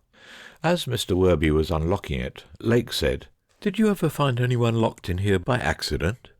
"Twice I did. Once was a drunk sailor. However he got in I don't know. I suppose he went to sleep in the service, but by the time I got to him he was praying fit to bring the roof in. Lord, what a noise that man did make. Said it was the first time he'd been inside a church for 10 years, and blessed if ever he'd try it again. The other was an old sheep. Them boys it was up to their games. That was the last time they tried it on, though. There, sir, now you see what we look like. Our late Dean used now and again to bring parties in, but he preferred a moonlight night. And there was a piece of verse he'd quote to 'em, relating to a Scotch cathedral, I understand, but I don't know. I almost think the effect's better when it's all dark like. Seems to add to the size and height. Now, if you won't mind stopping somewhere in the nave while I go up into the choir where my business lays, you'll see what I mean." Accordingly, Lake waited, leaning against a pillar, and watched the light wavering along the length of the church and up the steps into the choir, until it was intercepted by some screen or other furniture, which only allowed the reflection to be seen on the piers and roof. Not many minutes had passed before Worby reappeared at the door of the choir, and, by waving his lantern, signalled to Lake to rejoin him. "I suppose it is Worby, and not a substitute," thought Lake to himself as he walked up the nave. There was, in fact, nothing untoward. Worby showed him the papers which he had come to fetch out of the Dean's stall, and asked him what he thought of the spectacle. Lake agreed that it was well worth seeing. "I suppose," he said, as they walked towards the altar steps together, "that you're too much used to going about here at night to feel nervous. But you must get a start every now and then, don't you, when a book falls down or a door swings to?" "No, Mr. Lake, I can't say I think much about noises, not nowadays. I'm much more afraid of finding an escape of gas or a burst in the stovepipes than anything else. Still, there have been times years ago. Did you notice that plain altar tomb there? 15th century, we say it is. I don't know if you agree to that. Well, if you didn't look at it, just come back and give it a glance, if you'd be so good." It was on the north side of the choir, and rather awkwardly placed, only about 3 feet from the enclosing stone screen. Quite plain, as the verger had said, but for some ordinary stone panelling. A metal cross of some size on the northern side, that, next to the screen, was the solitary feature of any interest. Lake agreed that it was not earlier than the Perpendicular period. "But," he said, "unless it's the tomb of some remarkable person, you'll forgive me for saying that I don't think it's particularly noteworthy." "Well, I can't say as it is the tomb of anybody noted in history," said Worby, who had a dry smile on his face, "for we don't own any record whatsoever of who it was put up to. For all that, if you've half an hour to spare, sir, when we get back to the house, Mr. Lake, I should tell you a tale about that tomb. I won't begin on it now. It strikes cold here, and we don't want to be dawdling about all night." "Of course, I should like to hear it immensely." "Very well, sir, you shall. Now, if I might put a question to you," he went on, as they passed down the choir aisle. "In our little local guide, and not only there, but in the little book on our cathedral in the series, you'll find it stated that this portion of the building was erected previous to the 12th century. Now, of course, I should be glad enough to take that view, but, mind a step, sir, but I put it to you, does the lay of the stone, here in this portion of the wall," which he tapped with his key, "does it, to your eye, carry the flavour of what you might call Saxon masonry?" "No, I thought not. No more it does to me. Now, if you'll believe me, I've said as much to those men. One's the librarian of our free library here, and the other came down from London on purpose, 50 times if I have once, but I might just as well have talked to that bit of stonework. But there it is, I suppose everyone's got their opinions." The discussion of this peculiar trait of human nature occupied Mr. Worby almost up to the moment when he and Lake re-entered the former's house. The condition of the fire in Lake's sitting-room led to a suggestion from Mr. Worby that they should finish the evening in his own parlour. We find them, accordingly, settled there some short time afterwards. Mr. Worby made his story a long one, and I will not undertake to tell it wholly in his own words or in his own order. Lake committed the substance of it to paper immediately after hearing it, together with some few passages of the narrative which had fixed themselves verbatim in his mind.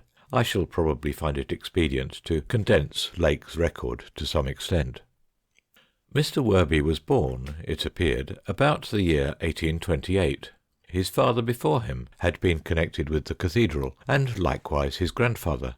One or both had been choristers, and in later life both had done work as mason and carpenter, respectively, about the fabric. Worby himself, though possessed, as he frankly acknowledged, of an indifferent voice, had been drafted into the choir at about 10 years of age.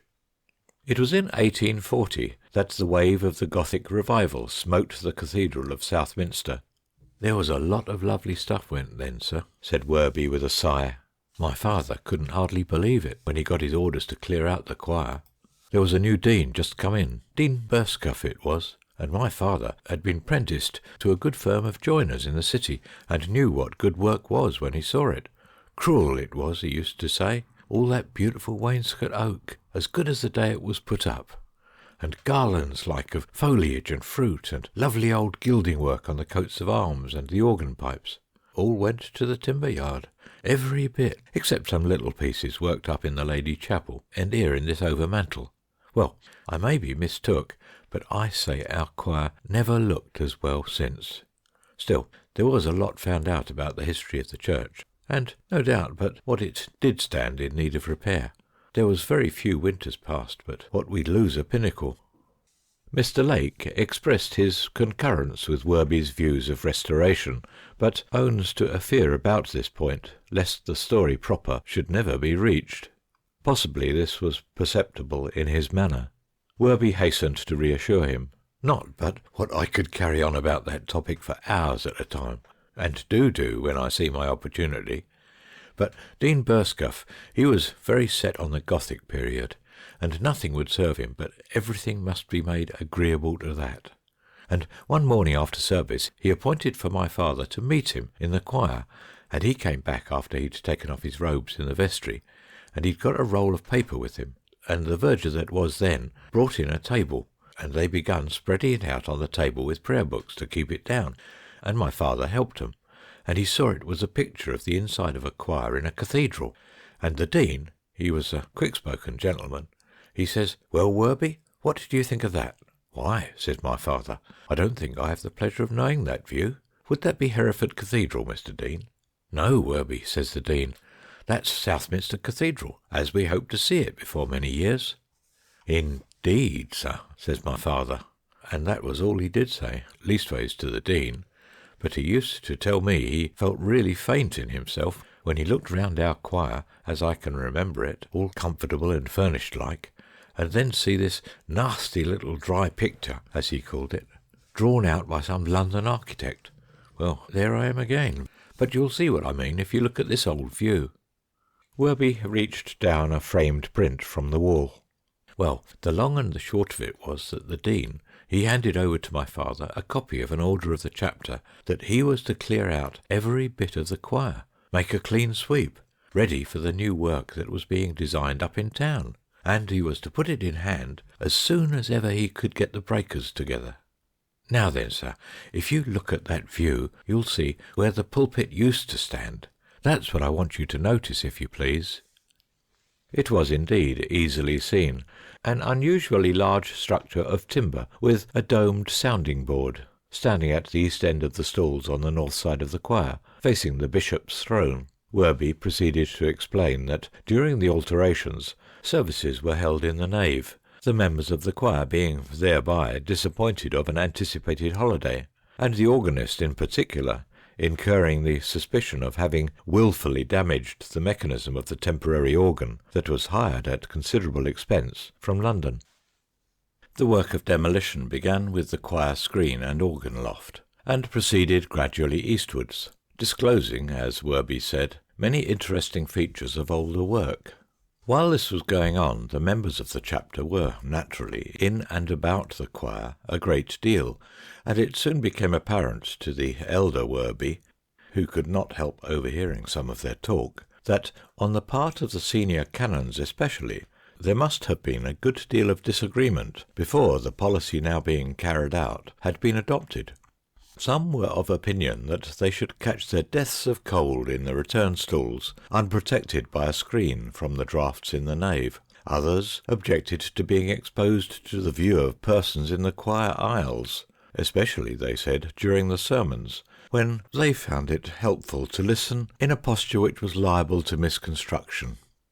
The strongest opposition, however, came from the oldest of the body, who, up to the last moment, objected to the removal of the pulpit. "You ought not to touch it, Mr. Dean," he said, with great emphasis, one morning when the two were standing before it. "You don't know what mischief you may do."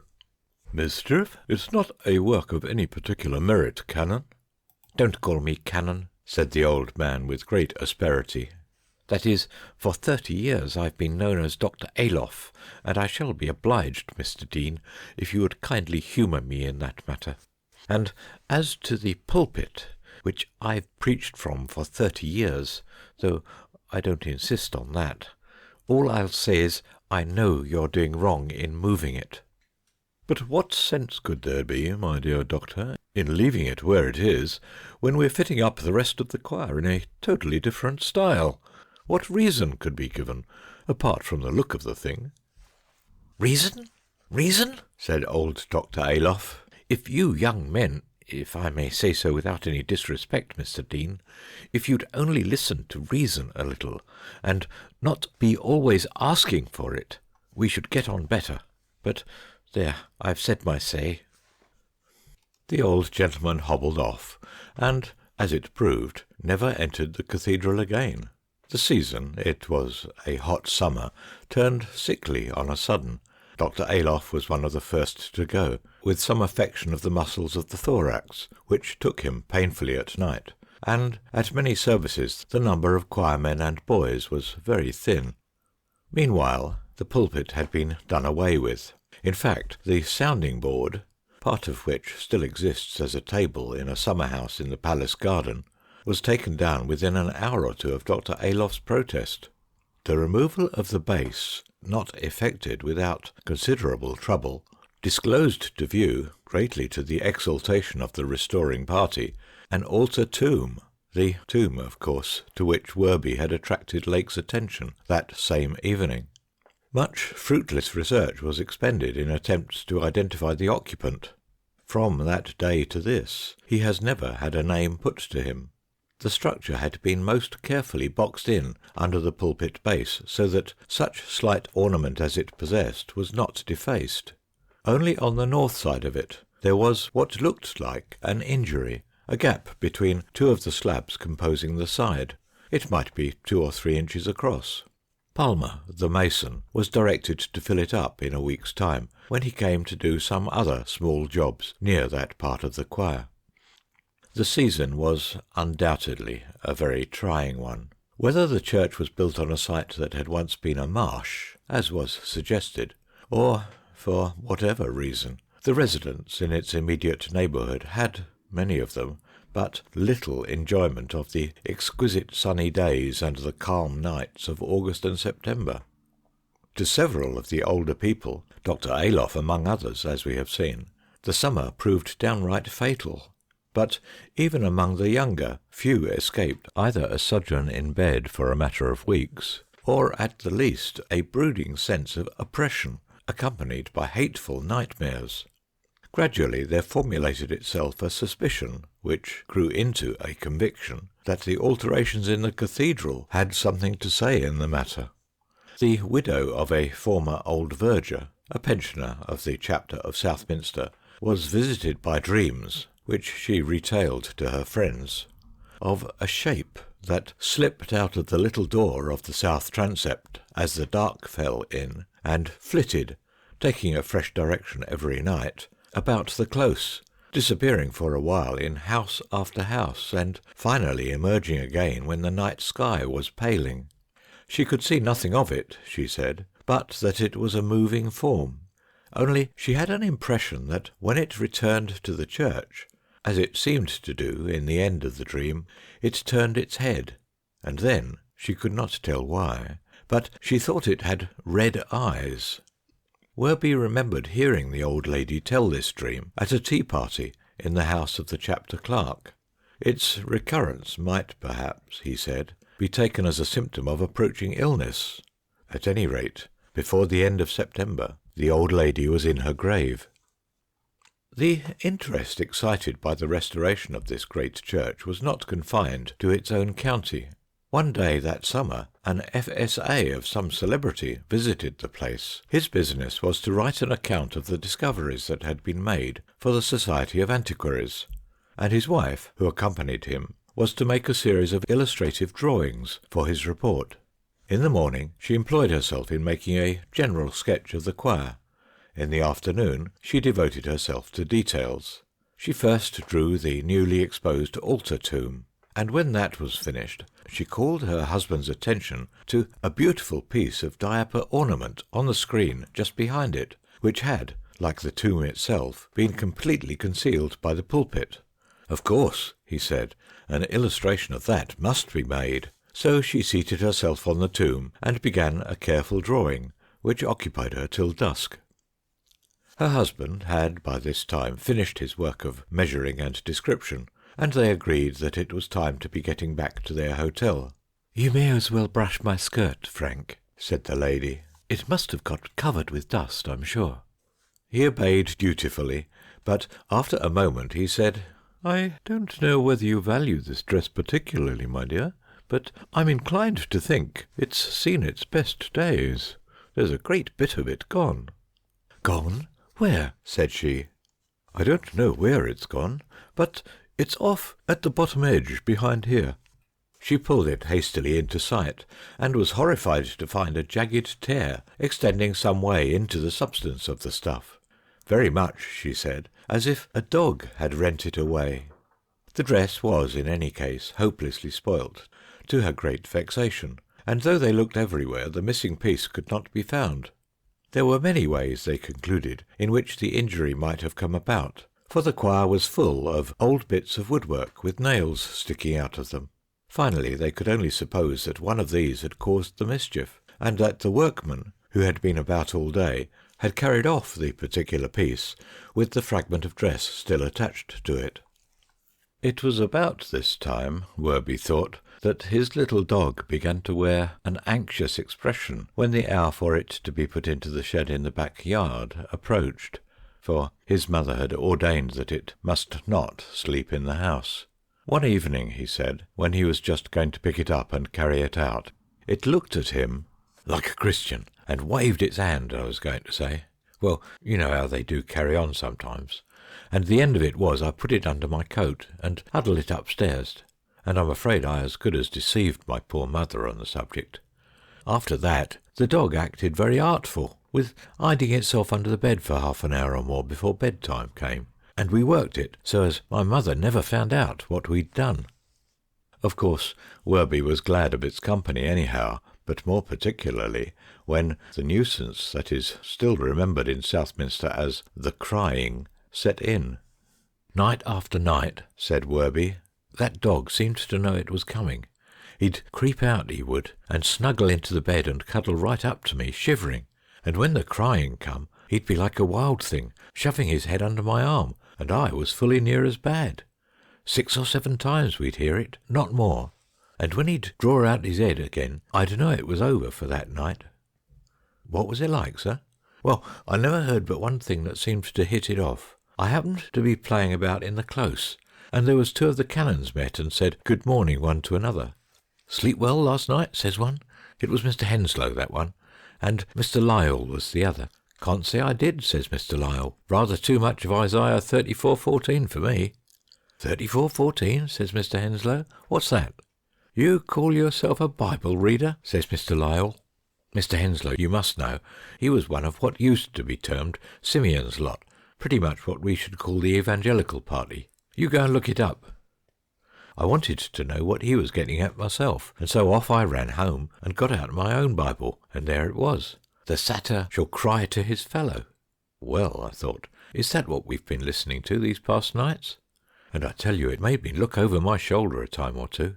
Of course, I'd asked my father and mother about what it could be before that, but they both said it was most likely cats. But they spoke very short, and I could see they was troubled. My word, that was a noise, hungry-like, as if it was calling after someone that wouldn't come. If ever you felt you wanted company, it would be when you was waiting for it to begin again. I believe 2 or 3 nights there was men put on to watch in different parts of the close, but they all used to get together in one corner, the nearest they could to the High Street, and nothing came of it. Well, the next thing was this. Me and another of the boys, he's in business in the city now as a grocer, like his father before him. We'd gone up in the close after morning service was over, and we heard old Palmer, the mason, bellowing to some of his men. So we went up nearer, because we knew he was a rusty old chap, and there might be some fun going. It appears Palmer'd told this man to stop up the chink in that old tomb, there was this man keeping on saying he'd done it the best he could, and there was Palmer carrying on like all possessed about it. "Call that making a job of it?" he says. "If you had your rights, you'd get the sack for this. What do you suppose I pay you your wages for? What do you suppose I'm going to say to the dean and chapter when they come round? As come they may do at any time, and see where you've been bungling about, covering the old place with mess and plaster and Lord knows what." "Well, master, I done the best I could," says the man. "I don't know no more than what you do how it come to fall out this way. I tamped it right in the hole," he says, "and how it's fell out," he says, "I never see." "Fell out?" says old Palmer. "Why, it's nowhere near the place. Blowed out, you mean." And he picked up a piece of plaster, and so did I, that was laying up against the screen, 3 or 4 feet off, and not dry yet. And old Palmer, he looked at it curious like, and then he turned round on me, and he says, "Now then, you boys, have you been up to some of your games here?" "No," I says, "I haven't, Mr. Palmer. There's none of us been about here till just this minute." And while I was talking, the other boy, Evans, he got looking in through the chink, and I heard him draw in his breath, and he came away sharp and up to us. "And," says he, "I believe there's something in there. I saw something shiny." "What? I dare say," says old Palmer. "Well, I ain't got time to stop about there. You, William, you go off and get some more stuff and make a job of it this time. If not, there'll be trouble in my yard," he says. So the man, he went off, and Palmer too, and us boys stopped behind. And I says to Evans, "Did you really see anything in there?" "Yes," he says, "I did indeed." So then I says, "Let's shove something in and stir it up." And we tried several of the bits of wood that was laying about, but they were all too big. Then Evans, he had a sheet of music he'd brought with him, an anthem or a service, I forget which it was now, and he rolled it up small and shoved it in the chink. 2 or 3 times he did it, and nothing happened. "Give it me, boy," I said, and I had a try. No, nothing happened. Then, I don't know why I thought of it, I'm sure, but I stooped down just opposite the chink and put my 2 fingers in my mouth and whistled, you know the way, and at that I seemed to think I heard something stirring, and I says to Evans, "Come away," I says, "I don't like this." "Oh, rot," he says, "give me that roll," and he took it and shoved it in. And I don't think I ever see anyone go so pale as he did. "I say, Worby," he says, "it's caught, or else someone's got hold of it." "Pull it out or leave it," I says. "Come, and let's get off." So he gave a good pull, and it came away. Leastways, most of it did, but the end was gone.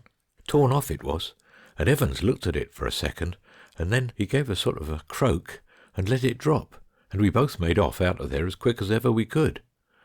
When we got outside, Evans says to me, "Did you see the end of that paper?" "No," I says, "only it was torn." "Yes, it was," he says, "but it was wet too, and black." Well, partly because of the fright we had, and partly because that music was wanted in a day or 2, and we knew there'd be a set-up about it with the organist, we didn't say nothing to anyone else, and I suppose the workmen, they swept up the bit that was left, along with the rest of the rubbish. But Evans, if you was to ask him this very day about it, he'd stick to it. He saw that paper wet and black at the end, where it was torn. After that, the boys gave the choir a wide berth, so that Worby was not sure what was the result of the mason's renewed mending of the tomb. Only he made out, from fragments of conversation dropped by the workmen passing through the choir, that some difficulty had been met with, and that the governor, Mr. Palmer, to wit, had tried his own hand at the job. A little later he happened to see Mr. Palmer himself, knocking at the door of the deanery, and being admitted by the butler. A day or so after that he gathered from a remark his father let fall at breakfast that something a little out of the common was to be done in the cathedral after morning service on the morrow. "And I'd just as soon it was today," his father added. "I don't see the use of running risks." "Father," I says, "what are you going to do in the cathedral tomorrow?" And he turned on me as savage as I ever see him. He was a wonderful good-tempered man as a general thing, my poor father was. "My lad," he says, "I'll trouble you not to go picking up your elders and betters' talk. It's not manners and it's not straight. What I'm going to do or not going to do in the cathedral tomorrow is none of your business. And if I catch sight of you hanging about the place tomorrow after your work's done, I'll send you home with a flea in your ear. Now you mind that." Of course I said I was very sorry and that, and equally of course I went off and laid my plans with Evans. we knew there was a stair up in the corner of the transept, which you can get up to the triforium, and in them days the door to it was pretty well always open. And even if it wasn't, we knew the key usually laid under a bit of matting hard by. So we made up our minds we'd be putting away music and that next morning while the rest of the boys was clearing off, and then slip up the stairs and watch from the triforium if there was any signs of work going on. Well, that same night I dropped off asleep as sound as a boy does, and all of a sudden the dog woke me up, coming into the bed, and thought I, now we're going to get it sharp, for he seemed more frightened than usual. After about 5 minutes, sure enough, came this cry. I can't give you no idea what it was like, and so near too, nearer than I'd heard it yet. And a funny thing, Mr. Lake, you know what a place this close is for an echo, and particular if you stand this side of it. Well, this crying never made no sign of an echo at all, but as I said, it was dreadful near this night. And on the top of the start I got with hearing it, I got another fright, for I heard something rustling outside in the passage. Now, to be sure, I thought I was done, but I noticed the dog seemed to perk up a bit, and next there was someone whispered outside the door, and I very near laughed out loud, for I knew it was my father and mother that had got out of bed with the noise. "Whatever is it?" says my mother. "Hush, I don't know," says my father, excited like. "Don't disturb the boy. I hope he didn't hear nothing." So, me knowing they was just outside, it made me bolder, and I slipped out of my bed across to my little window, giving on the close. But the dog, he bored right down to the bottom of the bed, and I looked out. First go off, I couldn't see anything. Then, right down in the shadow, under a buttress, I made out what I shall always say was 2 spots of red. A dull red it was, nothing like a lamp or a fire, but just so as you could pick 'em out of the black shadow. I hadn't but just sighted 'em when it seemed we wasn't the only people that had been disturbed, because I see a window in a house on the left-hand side become lighted up, and the light moving. I just turned my head to make sure of it, and then looked back into the shadow for those 2 red things, and they was gone, and for all I peered about and stared, there was not a sign more of them. Then come my last fright that night. Something come against my bare leg, but that was all right. That was my little dog that had come out of bed, and prancing about, making a great to-do, only holding his tongue, and me seeing he was quite in spirits again, I took him back to bed and we slept the night out. Next morning I made out to tell my mother I'd had the dog in my room, and I was surprised, after all she'd said about it before, how quiet she took it. "Did you?" she says. "Well, by good rights, you ought to go without your breakfast for doing such a thing behind my back, but I don't know as there's any great harm done. Only another time you ask my permission, do you hear?" A bit after that I said something to my father about having heard the cats again. "Cats?" he says, and he looked over at my poor mother, and she coughed, and he says, yes, cats, I believe I heard 'em myself." That was a funny morning altogether. Nothing seemed to go right. The organist, he stopped in bed, and the minor canon, he forgot it was the 19th day, and waited for the venite, and after a bit the deputy, he set off playing the chant for evensong, which was a minor, and then the decani boys were laughing so much they couldn't sing, and when it came to the anthem, the solo boy, he got took with the giggles, and made out his nose was bleeding, and shoved the book at me, what hadn't practised the verse, and wasn't much of a singer, if I had known it. Well, things was rougher, you see, 50 years ago, and I got a nip from the counter-tenor behind me that I remembered. So we got through somehow, and neither the men nor the boys weren't by way of waiting to see whether the canon in residence, Mr. Henslow it was, would come to the vestries and fine 'em, but I don't believe he did. For one thing, I fancy he'd read the wrong lesson for the first time in his life, and knew it. Anyhow, Evans and me didn't find no difficulty in slipping up the stairs, as I told you, and when we got up, we laid ourselves down flat on our stomachs, where we could just stretch our heads out over the old tomb, and we hadn't but just done so, when we heard the verger that was then, first shutting the iron porch gates and locking the south-west door, and then the transept door, so we knew there was something up, and they meant to keep the public out for a bit. Next thing was, the Dean and the Canon come in by their door on the north, and then I see my father and old Palmer and a couple of their best men, and Palmer stood a-talking for a bit with the Dean in the middle of the choir.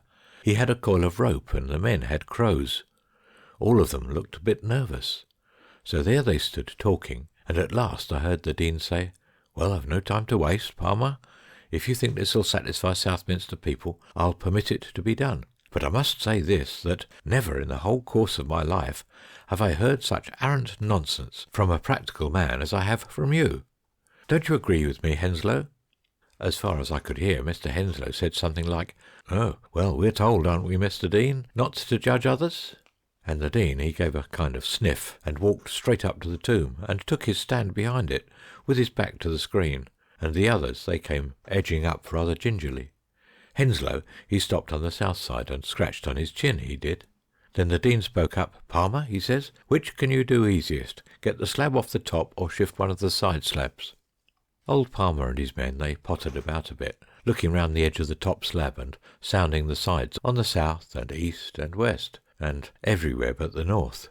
Henslow said something about it being better to have a try at the south side, because there was more light and more room to move about in.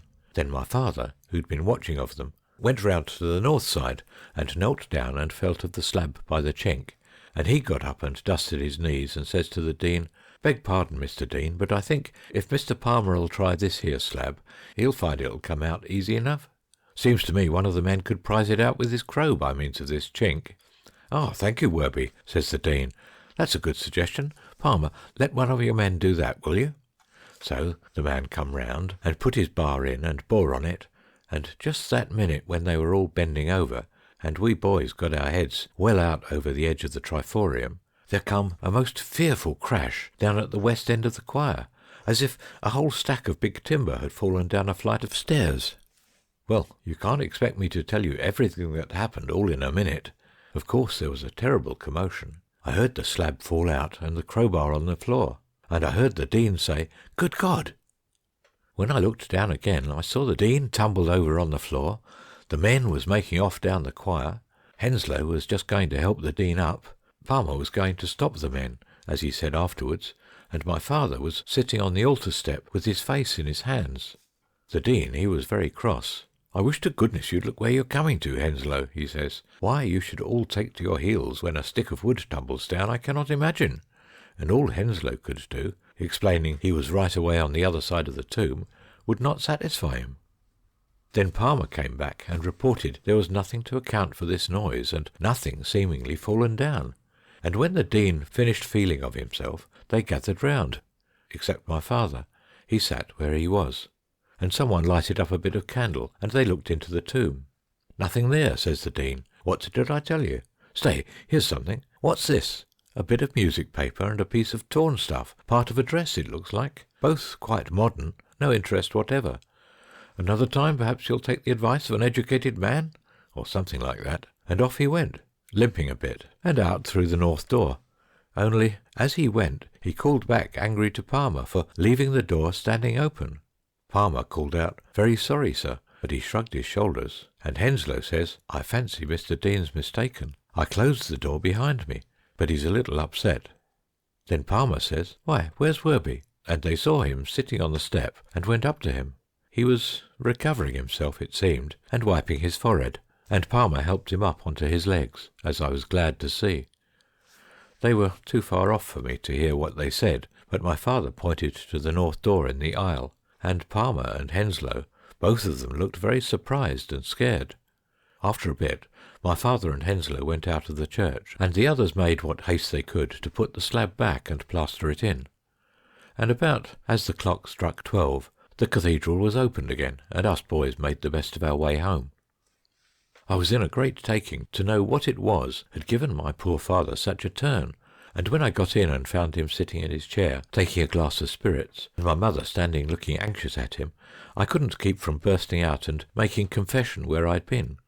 But he didn't seem to take on, not in the way of losing his temper. "You was there, was you? Well, did you see it?" "I seed everything, father," I said, "except where the noise came." "Did you see what it was knocked the Dean over?" he says. "That what come out of the monument." "You didn't? Well, that's a mercy." "Why, what was it, father?" I said. "Come, you must have seen it," he says. "Didn't you see? A thing like a man, all over hair and two great eyes to it."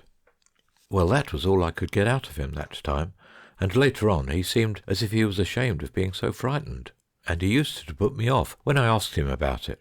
But years after, when I was got to be a grown man, we had more talk now and again on the matter, and he always said the same thing. Black it was, he'd say, and a mass of hair, and 2 legs, and the light caught on its eyes. Well, that's the tale of that tomb, Mr. Lake. It's one we don't tell to our visitors, and I should be obliged to you not to make any use of it till I'm out of the way. I doubt Mr. Evans will feel the same as I do, if you ask him." This proved to be the case, but over 20 years have passed by, and the grass is growing over both Werby and Evans, so Mr. Lake felt no difficulty about communicating his notes, taken in 1890, to me. He accompanied them with a sketch of the tomb and a copy of the short inscription on the metal cross which was affixed at the expense of Dr. Lyall to the centre of the northern side. It was from the Vulgate of Isaiah, verse 34, and consisted merely of the 3 words, Ibi cubavit lamia. End of chapter 3.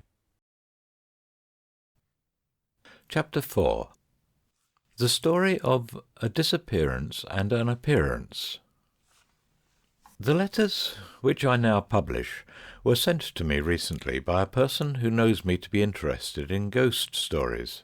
There is no doubt about their authenticity. The paper on which they are written, the ink, and the whole external aspect put their date beyond the reach of question. The only point which they do not make clear is the identity of the writer.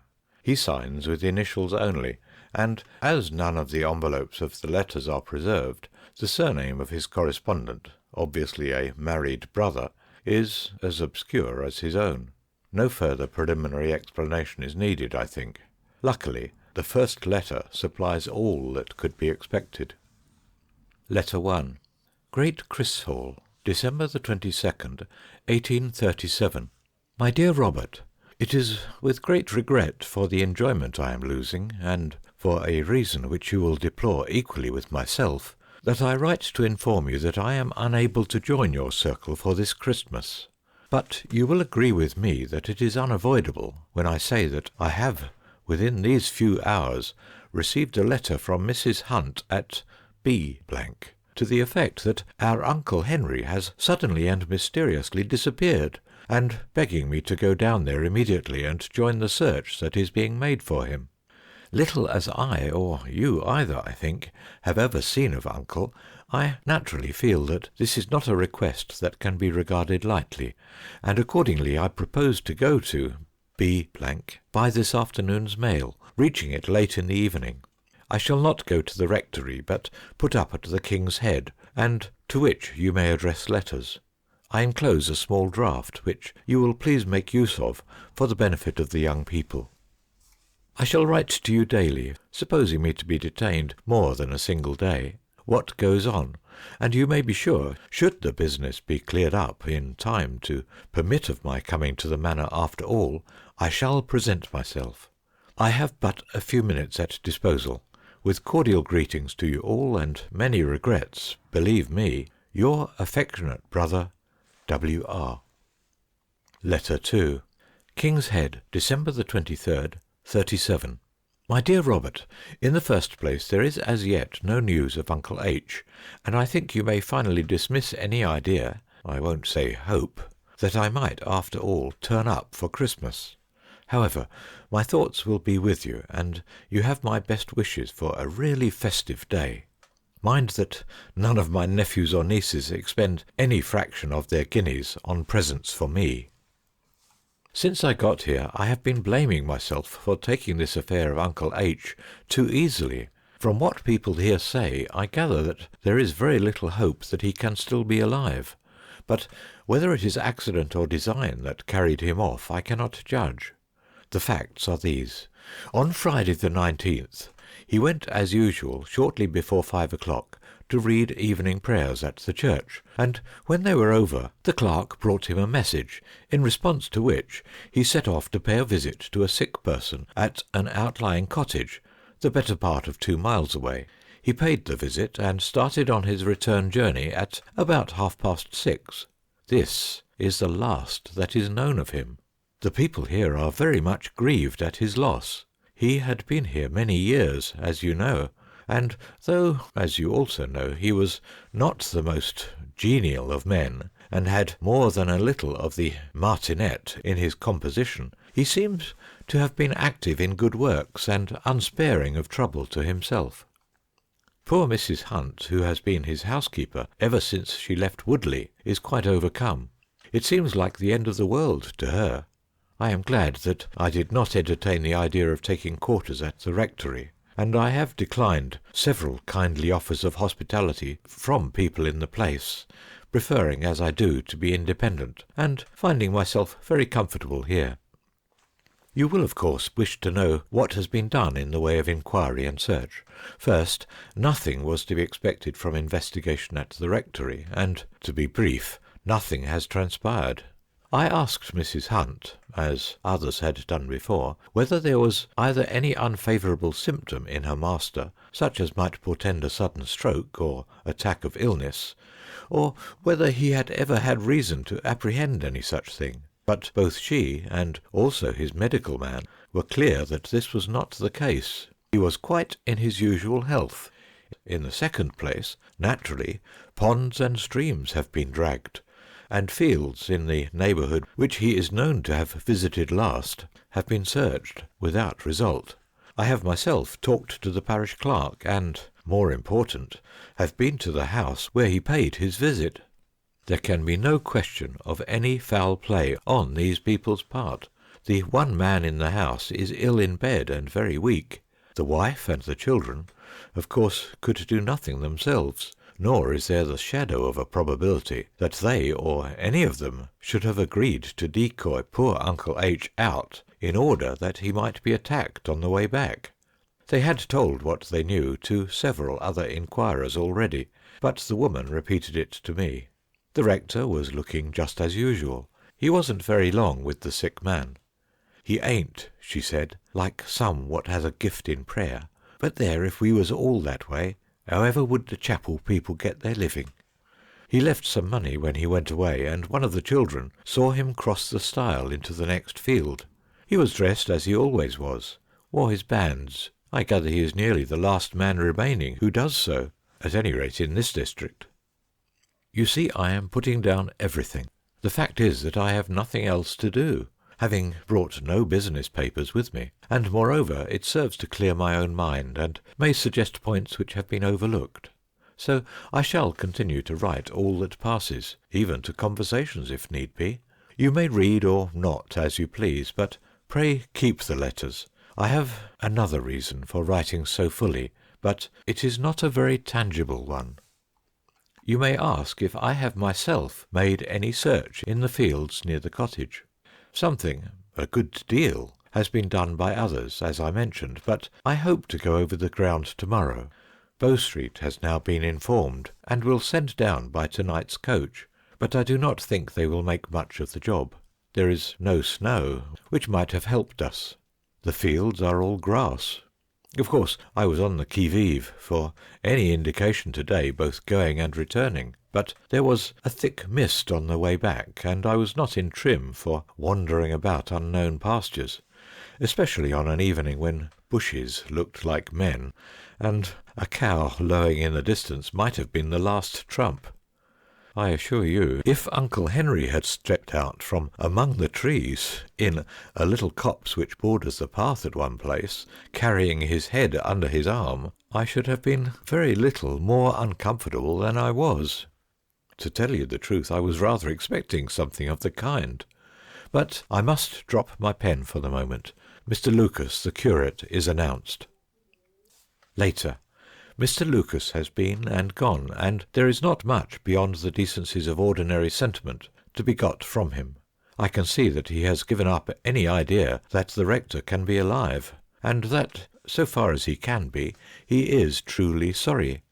I can also discern that, even in a more emotional person than Mr. Lucas, Uncle Henry was not likely to inspire strong attachment. Besides Mr. Lucas, I have had another visitor in the shape of my Boniface, mine host of the King's Head, who came to see whether I had everything I wished, and who really requires the pen of a boz to do him justice. He was very solemn and weighty at first. "Well, sir," he said, "I suppose we must bow our head beneath the blow, as my poor wife had used to say. So far as I can gather, there's been neither hide nor yet hair of our late respected incumbent scented out as yet. Not that he was what the Scripture terms a hairy man in any sense of the word." I said as well as I could that I supposed not, but could not help adding that I had heard he was sometimes a little difficult to deal with. Mr. Bowman looked at me sharply for a moment, and then passed in a flash from solemn sympathy to impassioned declamation. "When I think," he said, "of the language that man see fit to employ to me in this here parlour over no more a matter than a cask of beer, such a thing as I told him might happen any day of the week to a man with a family, though as it turned out he was quite under a mistake, and that I knew at the time, only I was that shocked to hear him, I couldn't lay my tongue to the right expression." He stopped abruptly and eyed me with some embarrassment. I only said, "Dear me, I'm sorry to hear you had any little differences. I suppose my uncle will be a good deal missed in the parish?" Mr. Bowman drew a long breath. "Oh, yes," he said. "Your uncle. You'll understand me when I say that for the moment it has slipped my remembrance that he was a relative, and natural enough, I must say, as it should, for as to you bearing any resemblance to him, the notion of any such a thing is clean ridiculous. All the same, and I have bore it in my mind, you'll be among the first to feel, I'm sure, as I should have abstained my lips, or rather I should not have abstained my lips with no such reflections." I assured him that I quite understood, and was going to have asked him some further questions, but he was called away to see after some business. By the way, you need not take it into your head that he has anything to fear from the inquiry into poor Uncle Henry's disappearance, though no doubt in the watches of the night it will occur to him that I think he has, and I may expect explanations tomorrow. I must close this letter. It has to go by the late coach. Letter 3. December the 25th, 37. My dear Robert, this is a curious letter to be writing on Christmas Day, and yet, after all, there is nothing much in it. Or there may be. You shall be the judge. At least, nothing decisive. The Bow Street men practically say that they have no clue. The length of time and the weather conditions have made all tracks so faint as to be quite useless. Nothing that belonged to the dead man, I'm afraid no other word will do, has been picked up. As I expected, Mr. Bowman was uneasy in his mind this morning. Quite early I heard him holding forth in a very distinct voice, purposely so I thought, to the Bow Street officers in the bar, as to the loss that the town had sustained in their rector, and as to the necessity of leaving no stone unturned. He was very great on this phrase, in order to come at the truth. I suspect him of being an orator of repute at convivial meetings. When I was at breakfast he came to wait on me, and took an opportunity when handing a muffin to say in a low tone, "I hope, sir, you recognise as my feelings towards your relative is not actuated by any taint of what you may call malignity. You can leave the room, Eliza. I will see the gentleman has all he requires with my own hands. I ask your pardon, sir, but you must be well aware a man is not always master of himself, and when that man has been hurt in his mind by the application of expressions which I will go so far as to say had not ought to have been made use of." His voice was rising all this time, and his face growing redder. "No, sir, and here, if you will permit of it, I should like to explain to you in a very few words the exact state of the bone of contention. This cask, I might more truly call it a firkin of beer." I felt it was time to interpose, and said that I did not see that it would help us very much to go into that matter in detail. Mr. Bowman acquiesced, and resumed more calmly. "Well, sir, I bow to your ruling, and, as you say, be that here or be it there, it don't contribute a great deal, perhaps, to the present question. All I wish you to understand is that I am prepared, as you are yourself, to lend every hand to the business we have afore us, and, as I took the opportunity to say as much to the officers not 3/4 of an hour ago, to leave no stone unturned as may throw even a spark of light on this painful matter." In fact, Mr. Bowman did accompany us on our exploration, but though I am sure his genuine wish was to be helpful, I am afraid he did not contribute to the serious side of it. He appeared to be under the impression that we were likely to meet either Uncle Henry or the person responsible for his disappearance, walking about the fields, and did a great deal of shading his eyes with his hand and calling our attention, by pointing with his stick, to distant cattle and labourers. He held several long conversations with old women whom we met, and was very strict and severe in his manner, but on each occasion returned to our party, saying, "Well, I find she don't seem to have no connection with this sad affair. I think you may take it from me, sir, as there's little or no light to be looked for from that quarter, not without she's keeping something back intentional." We gained no appreciable result, as I told you at starting. The Bow Street men have left the town, whether for London or not, I am not sure. This evening I had company in the shape of a bagman, a smartish fellow. He knew what was going forward, but though he has been on the roads for some days about here, he had nothing to tell of suspicious characters, tramps, wandering sailors, or gipsies. He was very full of a capital Punch and Judy show he had seen this same day at W—, and asked if it had been here yet, and advised me by no means to miss it, if it does come. The best Punch and the best Toby dog, he said, he had ever come across.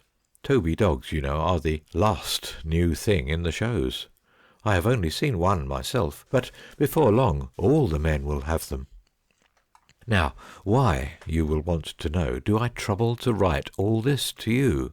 I am obliged to do it, because it has something to do with another absurd trifle, as you will inevitably say, which, in my present state of rather unquiet fancy, nothing more perhaps, I have to put down. It is a dream, sir, which I am going to record, and I must say it is one of the oddest I have had. Is there anything in it beyond what the bagman's talk and Uncle Henry's disappearance could have suggested? You, I repeat, shall judge. I am not in a sufficiently cool and judicial frame to do so. It began with what I can only describe as a pulling aside of curtains, and I found myself seated in a place, I don't know whether indoors or out. There were people, only a few, on either side of me, but I did not recognise them, or indeed think much about them. They never spoke, but, so far as I remember, were all grave and pale-faced, and looked fixedly before them. Facing me there was a Punch and Judy show, perhaps rather larger than the ordinary ones, painted with black figures on a reddish-yellow ground. Behind it, and on each side, was only darkness, but in front there was a sufficiency of light. I was strung up to a high degree of expectation, and listened every moment to hear the panpipes and the roo-too-too-too-it. Instead of that, there came suddenly an enormous, I can use no other word, an enormous single toll of a bell. I don't know from how far off, somewhere behind. The little curtain flew up and the drama began. I believe someone once tried to rewrite Punch as a serious tragedy, but whoever he may have been, this performance would have suited him exactly. There was something satanic about the hero. He varied his methods of attack. For some of his victims he lay in wait, and to see his horrible face, it was yellowish-white, I may remark, peering round the wings, made me think of the vampire in Fuseli's foul sketch. To others he was polite and carneying, particularly to the unfortunate alien who can only say "Shalabala," though what Punch said I never could catch. But with all of them I came to dread the moment of death. The crack of the stick on their skulls, which in the ordinary way delights me, had here a crushing sound, as if the bone was giving way, and the victims quivered and kicked as they lay. The baby, it sounds more ridiculous as I go on, the baby, I am sure, was alive. Punch wrung its neck, and if the choke or squeak which it gave were not real, I know nothing of reality. The stage got perceptibly darker as each crime was consummated, and at last there was one murder which was done quite in the dark, so that I could see nothing of the victim, and took some time to effect. It was accompanied by hard breathing and horrible muffled sounds, and after it Punch came and sat on the footboard, and fanned himself, and looked at his shoes, which were bloody, and hung his head on one side, and sniggered in so deadly a fashion that I saw some of those beside me cover their faces, and I would gladly have done the same. But in the meantime the scene behind Punch was clearing, and showed not the usual house front, but something more ambitious, a grove of trees and the gentle slope of a hill, with a very natural, in fact I should say a real, moon shining on it. Over this there rose slowly an object which I soon perceived to be a human figure with something peculiar about the head. What, I was unable at first to see. It did not stand on its feet, but began creeping or dragging itself across the middle distance towards Punch, who still sat back to it. And by this time, I may remark, though it did not occur to me at the moment, that all pretence of this being a puppet show had vanished. Punch was still Punch, it is true, but, like the others, was, in some sense, a live creature, and both moved themselves at their own will. When I next glanced at him, he was sitting in malignant reflection, but in another instant something seemed to attract his attention, and he first sat up sharply and then turned round, and evidently caught sight of the person that was approaching him, and was, in fact, now very near. Then, indeed, did he show unmistakable signs of terror. Catching up his stick, he rushed towards the wood, only just eluding the arm of his pursuer, which was suddenly flung out to intercept him. It was with a revulsion which I cannot easily express that I now saw, more or less clearly, what this pursuer was like. He was a sturdy figure, clad in black, and, as I thought, wearing bands. His head was covered with a whitish bag. The chase which now began lasted I do not know how long, now among the trees, now along the slope of the field, sometimes both figures disappearing wholly for a few seconds, and only some uncertain sounds letting one know that they were still afoot. At length there came a moment when Punch, evidently exhausted, staggered in from the left and threw himself down among the trees.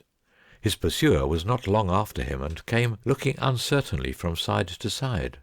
Then, catching sight of the figure on the ground, he too threw himself down. His back was turned to the audience, and with a swift motion twitched the covering from his head and thrust his face into that of Punch.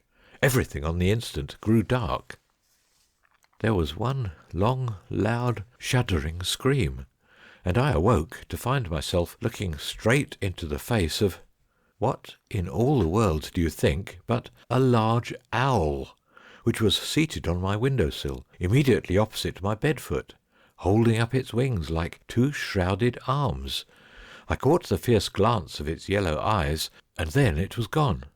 I heard the single enormous bell again, very likely, as you are saying to yourself, the church clock, but I do not think so. And then I was broad awake. All this, I may say, happened within the last half hour. There was no probability of my getting to sleep again, so I got up, put on clothes enough to keep me warm, and am writing this rigmarole in the first hours of Christmas Day. Have I left out anything? Yes, there was no Toby dog, and the names over the front of the Punch and Judy booth were Kidman and Gallop, which were certainly not what the bagman told me to look out for. By this time I feel a little more as if I could sleep, so this shall be sealed and wafered. Letter 4. December the 26th, 37. My dear Robert, all is over.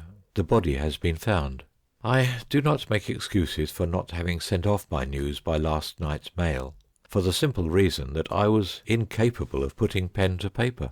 The events that attended the discovery bewildered me so completely that I needed what I could get of a night's rest to enable me to face the situation at all. Now I can give you my journal of the day, certainly the strangest Christmas Day that ever I spent, or am likely to spend. The first incident was not very serious.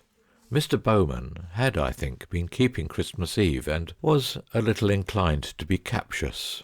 At least, he was not on foot very early, and, to judge from what I could hear, neither men nor maids could do anything to please him. The latter were certainly reduced to tears, nor am I sure that Mr. Bowman succeeded in preserving a manly composure.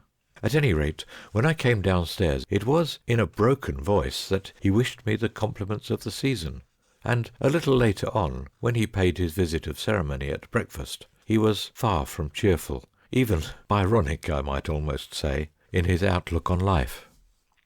"I don't know," he said, "if you think with me, sir, but every Christmas as comes round the world seems a hollerer thing to me. Why, take an example now from what lays under my own eye.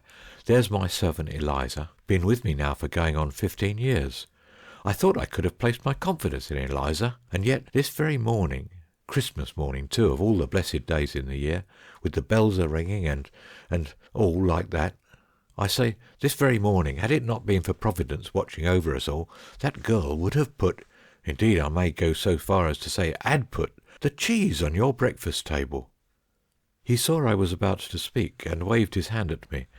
"It's all very well for you to say, 'Yes, Mr. Bowman,' but you took away the cheese and locked it up in the cupboard, which I did, and have the key here, or if not the actual key, one very much about the same size. That's true enough, sir, but what do you think is the effect of that action on me? Why, it's no exaggeration for me to say that the ground is cut from under my feet, and yet when I said as much to Eliza, not nasty, mind you, but just firm-like, what was my return? 'Oh,' she says, 'well,' she says, 'there wasn't no bones broke, I suppose?' Well, sir, it hurt me. That's all I can say, it hurt me, and I don't like to think of it now." There was an ominous pause here, in which I ventured to say something like, "Yes, very trying," and then asked at what hour the church service was to be. 11 o'clock, Mr. Bowman said with a heavy sigh. "Ah, you won't have no such discourse from poor Mr. Lucas as what you would have done from our late rector.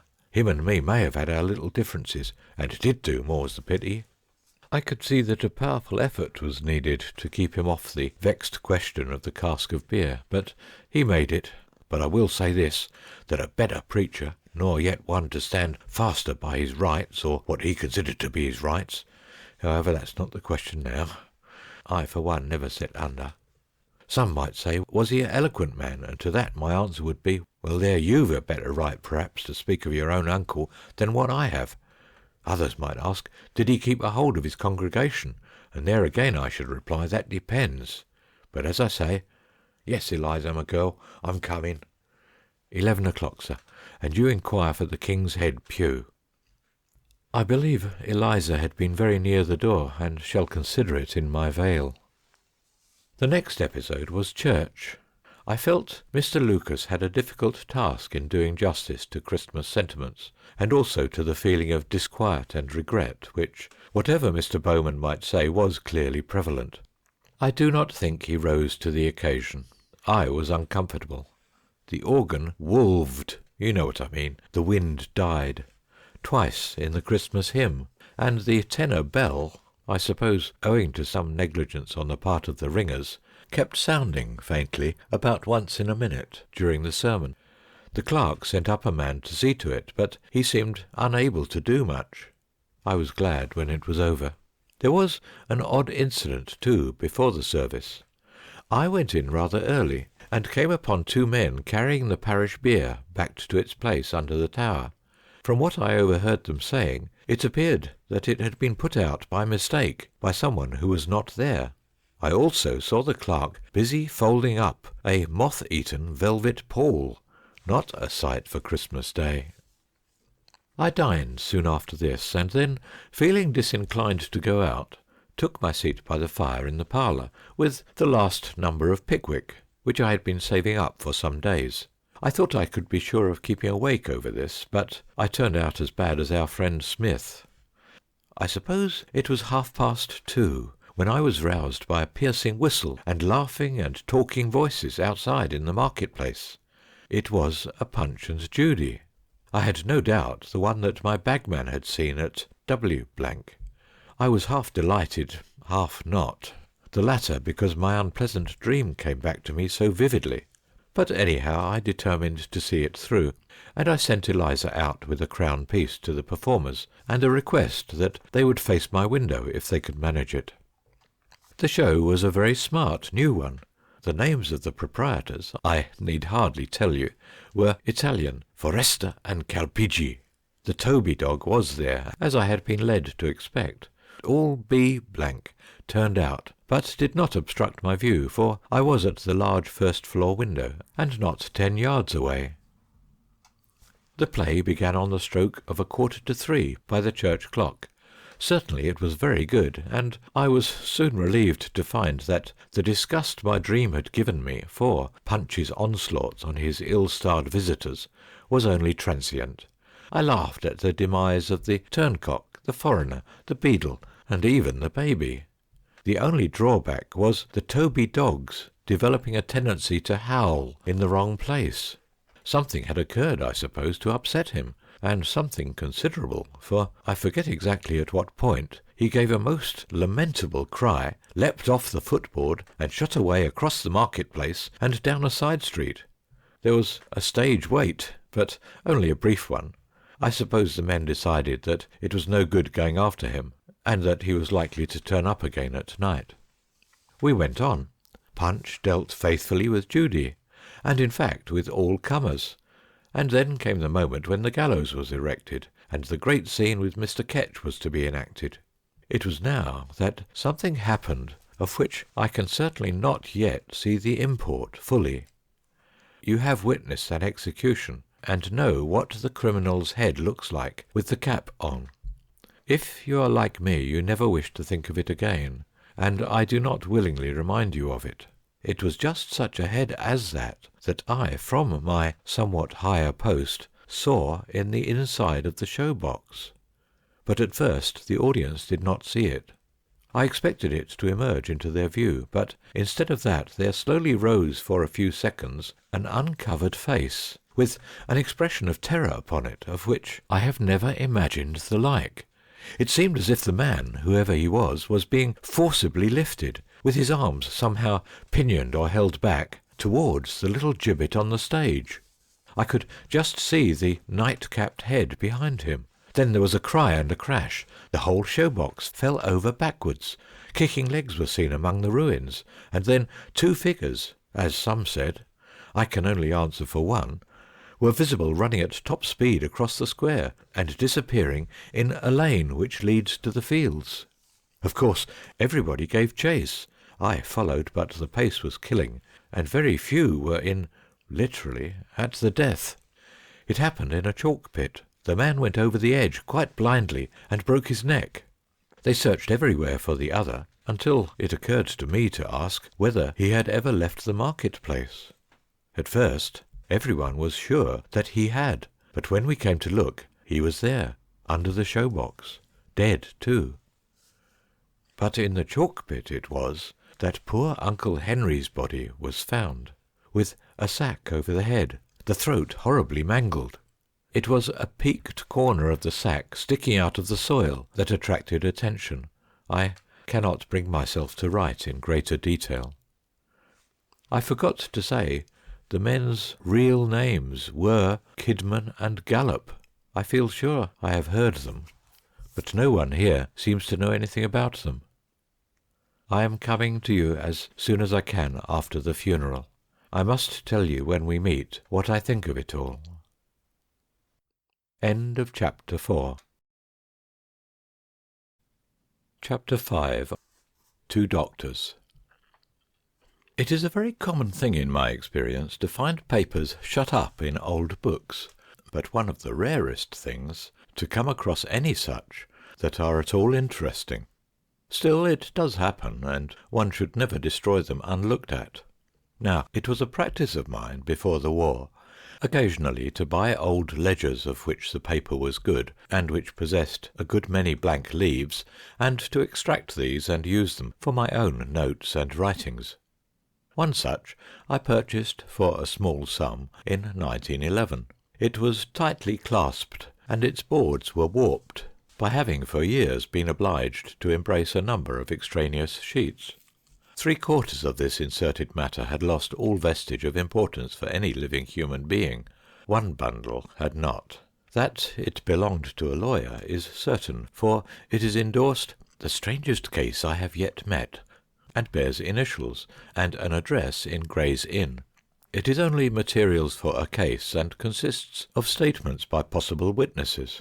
The man who would have been the defendant or prisoner seems never to have appeared.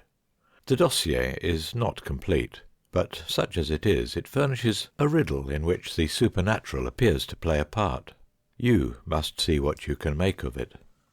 The following is the setting and the tale as I elicit it. Dr. Abel was walking in his garden one afternoon, waiting for his horse to be brought round, that he might set out on his visits for the day. As the place was Islington, the month June, and the year 1718, we conceived the surroundings as being countrified and pleasant. To him entered his confidential servant, Luke Jennett, who had been with him 20 years. I said I wished to speak to him, and what I had to say might take some quarter of an hour. He accordingly bade me go into his study, which was a room opening on the terrace path where he was walking, and came in himself and sat down. I told him that, much against my will, I must look out for another place. He inquired what was my reason, in consideration I had been so long with him. I said, if he would excuse me, he would do me a great kindness, because this appears to have been common form even in 1718.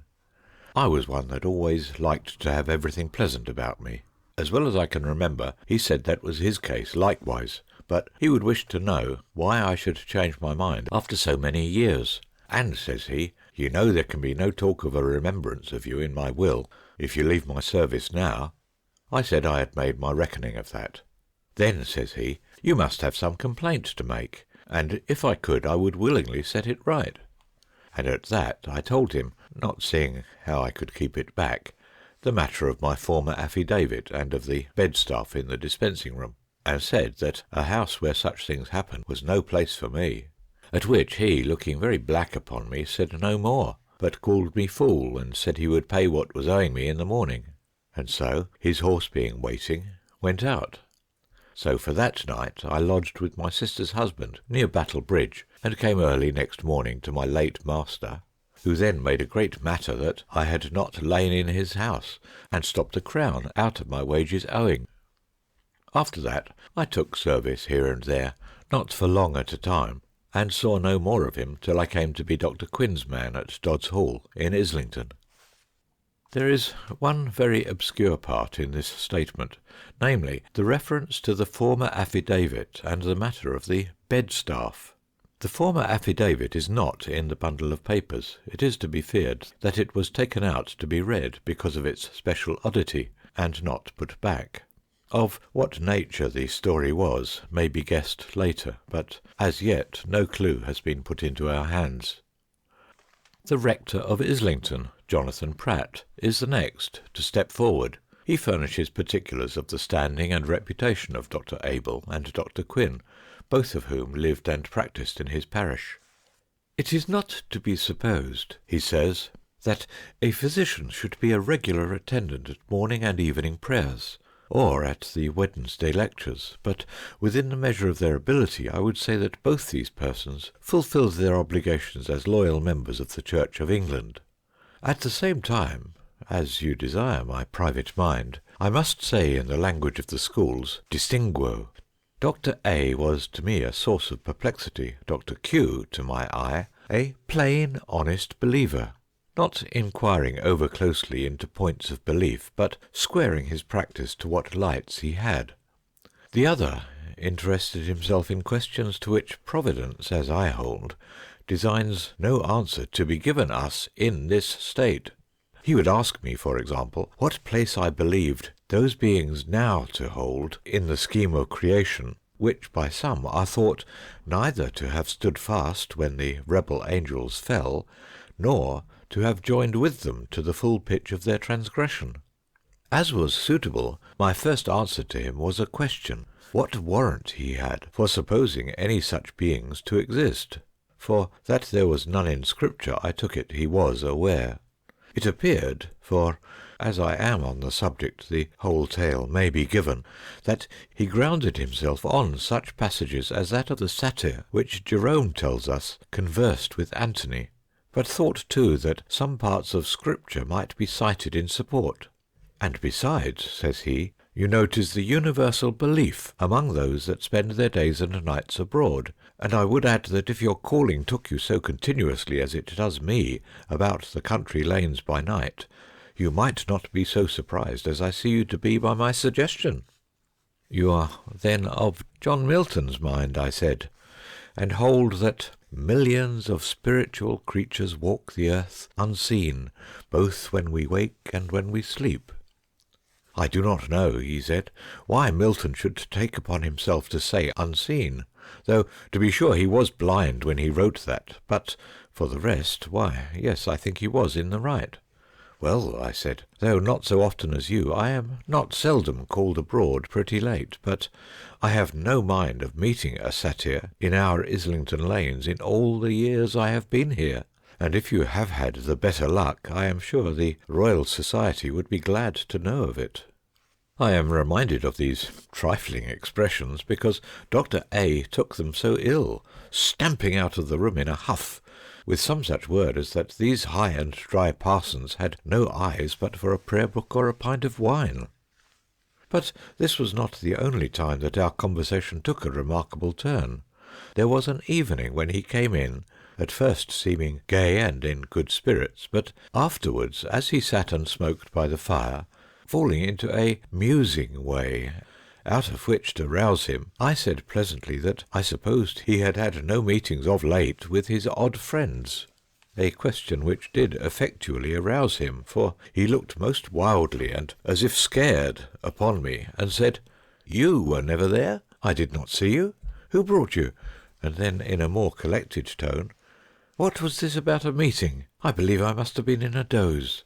To which I answered that I was thinking of fauns and centaurs in the dark lane, and not of a witch's Sabbath, but it seemed he took it differently. "Well," said he, "I can plead guilty to neither, but I find you very much more of a sceptic than becomes your cloth.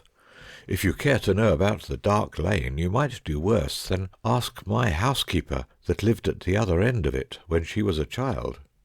"Yes," said I, "and the old women in the almshouse, and the children in the kennel. If I were you, I would send to your brother Quin for a bolus to clear your brain." "Damn Quin," says he, "talk no more of him. He has embezzled 4 of my best patients this month. I believe it is that cursed man of his, Jennet, that used to be with me. His tongue is never still.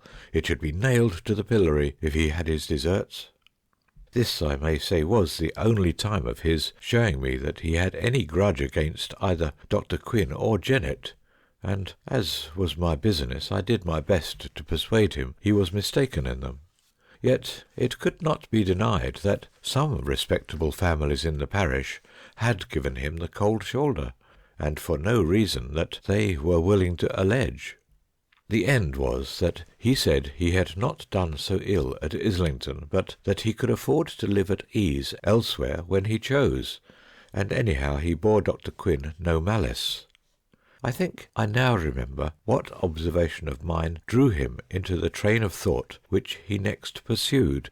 It was, I believe, my mentioning some juggling tricks which my brother in the East Indies had seen at the court of the Rajah of Mysore. "A convenient thing enough," said Dr. Abel to me, "if by some arrangement a man could get the power of communicating motion and energy to inanimate objects." "As if the axe should move itself against him that lifts it, something of that kind?" "Well, I don't know that that was in my mind so much, but if you could summon such a volume from your shelf, or even order it to open at the right page." He was sitting by the fire. It was a cold evening, and stretched out his hand that way, and just then the fire irons, or at least the poker, fell over towards him with a great clatter, and I did not hear what else he said. But I told him that I could not easily conceive of an arrangement, as he called it, of such a kind that would not include as one of its conditions a heavier payment than any Christian would care to make, to which he assented. "But," he said, I have no doubt these bargains can be made very tempting, very persuasive. Still, you would not favour them, eh, Doctor? No, I suppose not. This is as much as I know of Dr. Abel's mind and the feeling between these men. Dr. Quinn, as I said, was a plain, honest creature, and a man to whom I would have gone. Indeed, I have before now gone to him for advice on matters of business. He was, however, every now and again, and particularly of late, not exempt from troublesome fancies. There was certainly a time when he was so much harassed by his dreams that he could not keep them to himself, but would tell them to his acquaintances, and among them to me. I was at supper at his house, and he was not inclined to let me leave him at my usual time. "If you go," he said, "there will be nothing for it, but I must go to bed and dream of the chrysalis." "You might be worse off," said I. "I do not think it," he said, and he shook himself like a man who is displeased with the complexion of his thoughts. "I only meant," said I, "that a chrysalis is an innocent thing." "This one is not," he said, "and I do not care to think of it." However, sooner than lose my company, he was fain to tell me, for I pressed him, that this was a dream which had come to him several times of late, and even more than once in a night.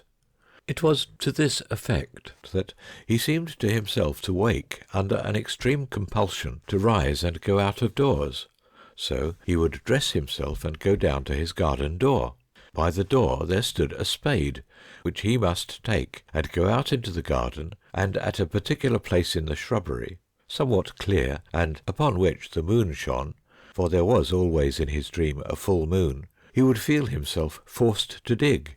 And after some time the spade would uncover something light-coloured, which he would perceive to be a stuff, linen or woollen, and this he must clear with his hands.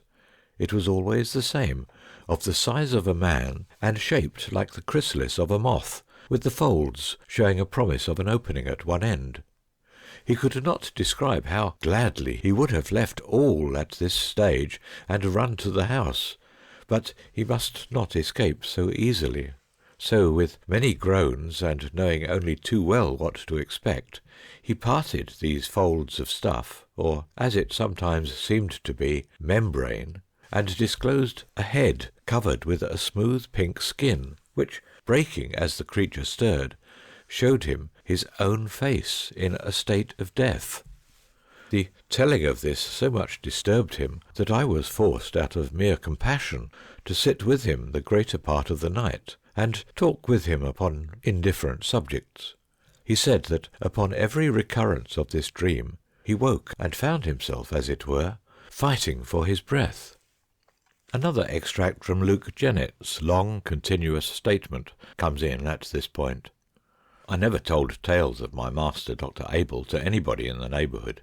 When I was in another service, I remember to have spoken to my fellow servants about the matter of the bedstaff, but I am sure I never said either I or he were the persons concerned, and it met with so little credit that I was affronted, and thought best to keep it to myself.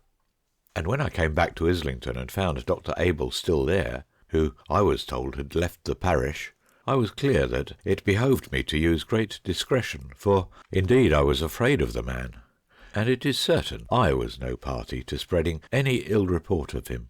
My master, Dr. Quinn, was a very just, honest man, and no maker of mischief. I am sure he never stirred a finger, nor said a word by way of inducement to a soul to make them leave going to Dr. Abel and come to him. Nay, he would hardly be persuaded to attend them that came, until he was convinced that if he did not they would send into the town for a physician, rather than do as they had hitherto done. I believe it may be proved that Dr. Abel came into my master's house more than once.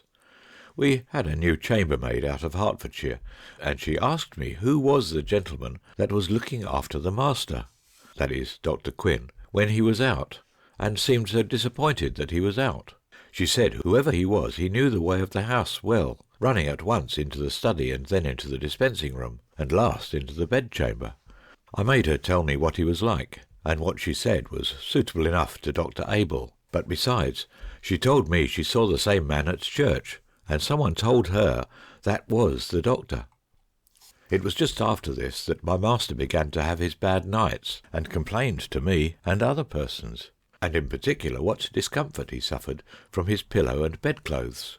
He said he must buy some to suit him, and should do his own marketing, and accordingly brought home a parcel which he said was of the right quality, but where he bought it we had then no knowledge, only they were marked in thread with a coronet and a bird.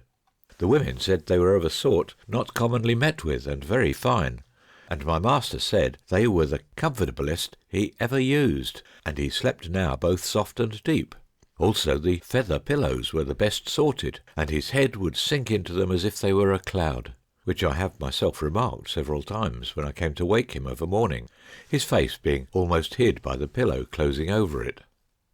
I had never had any communication with Dr. Abel after I came back to Islington, but one day, when he passed me in the street and asked me whether I was not looking for another service, to which I answered I was very well suited where I was, but he said I was a fickle-minded fellow, and he doubted not he should soon hear I was on the world again, which indeed proved true. Dr. Pratt is next taken up where he left off. On the 16th I was called up out of my bed, soon after it was light, that is, about 5, with a message that Dr. Quinn was dead or dying. Making my way to his house, I found there was no doubt which was the truth.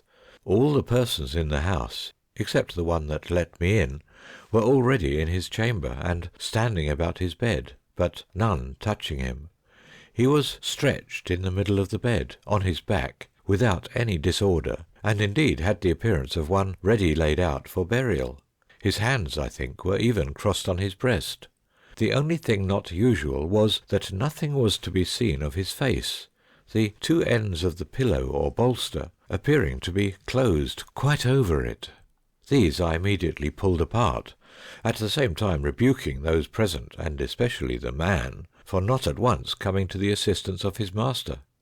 He, however, only looked at me and shook his head, having evidently no more hope than myself that there was anything but a corpse before us.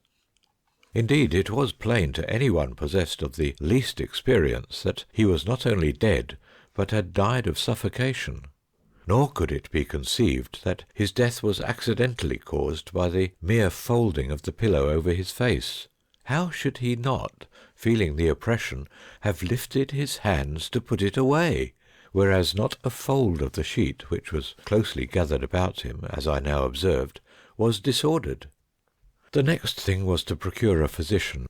I had bethought me of this on leaving my house, and sent on the messenger who had come to me to Dr. Abel, but I now heard that he was away from home, and the nearest surgeon was got, who, however, could tell no more, at least without opening the body, than we already knew. As to any person entering the room with evil purpose, which was the next point to be cleared, it was visible that the bolts of the door were burst from their stanchions, and the stanchions broken away from the door-post by main force, and there was a sufficient body of witness, the smith among them, to testify that this had been done but a few minutes before I came. The chamber being moreover at the top of the house, the window was neither easy of access, nor did it show any sign of an exit made that way, either by marks upon the sill or footprints below upon soft mould.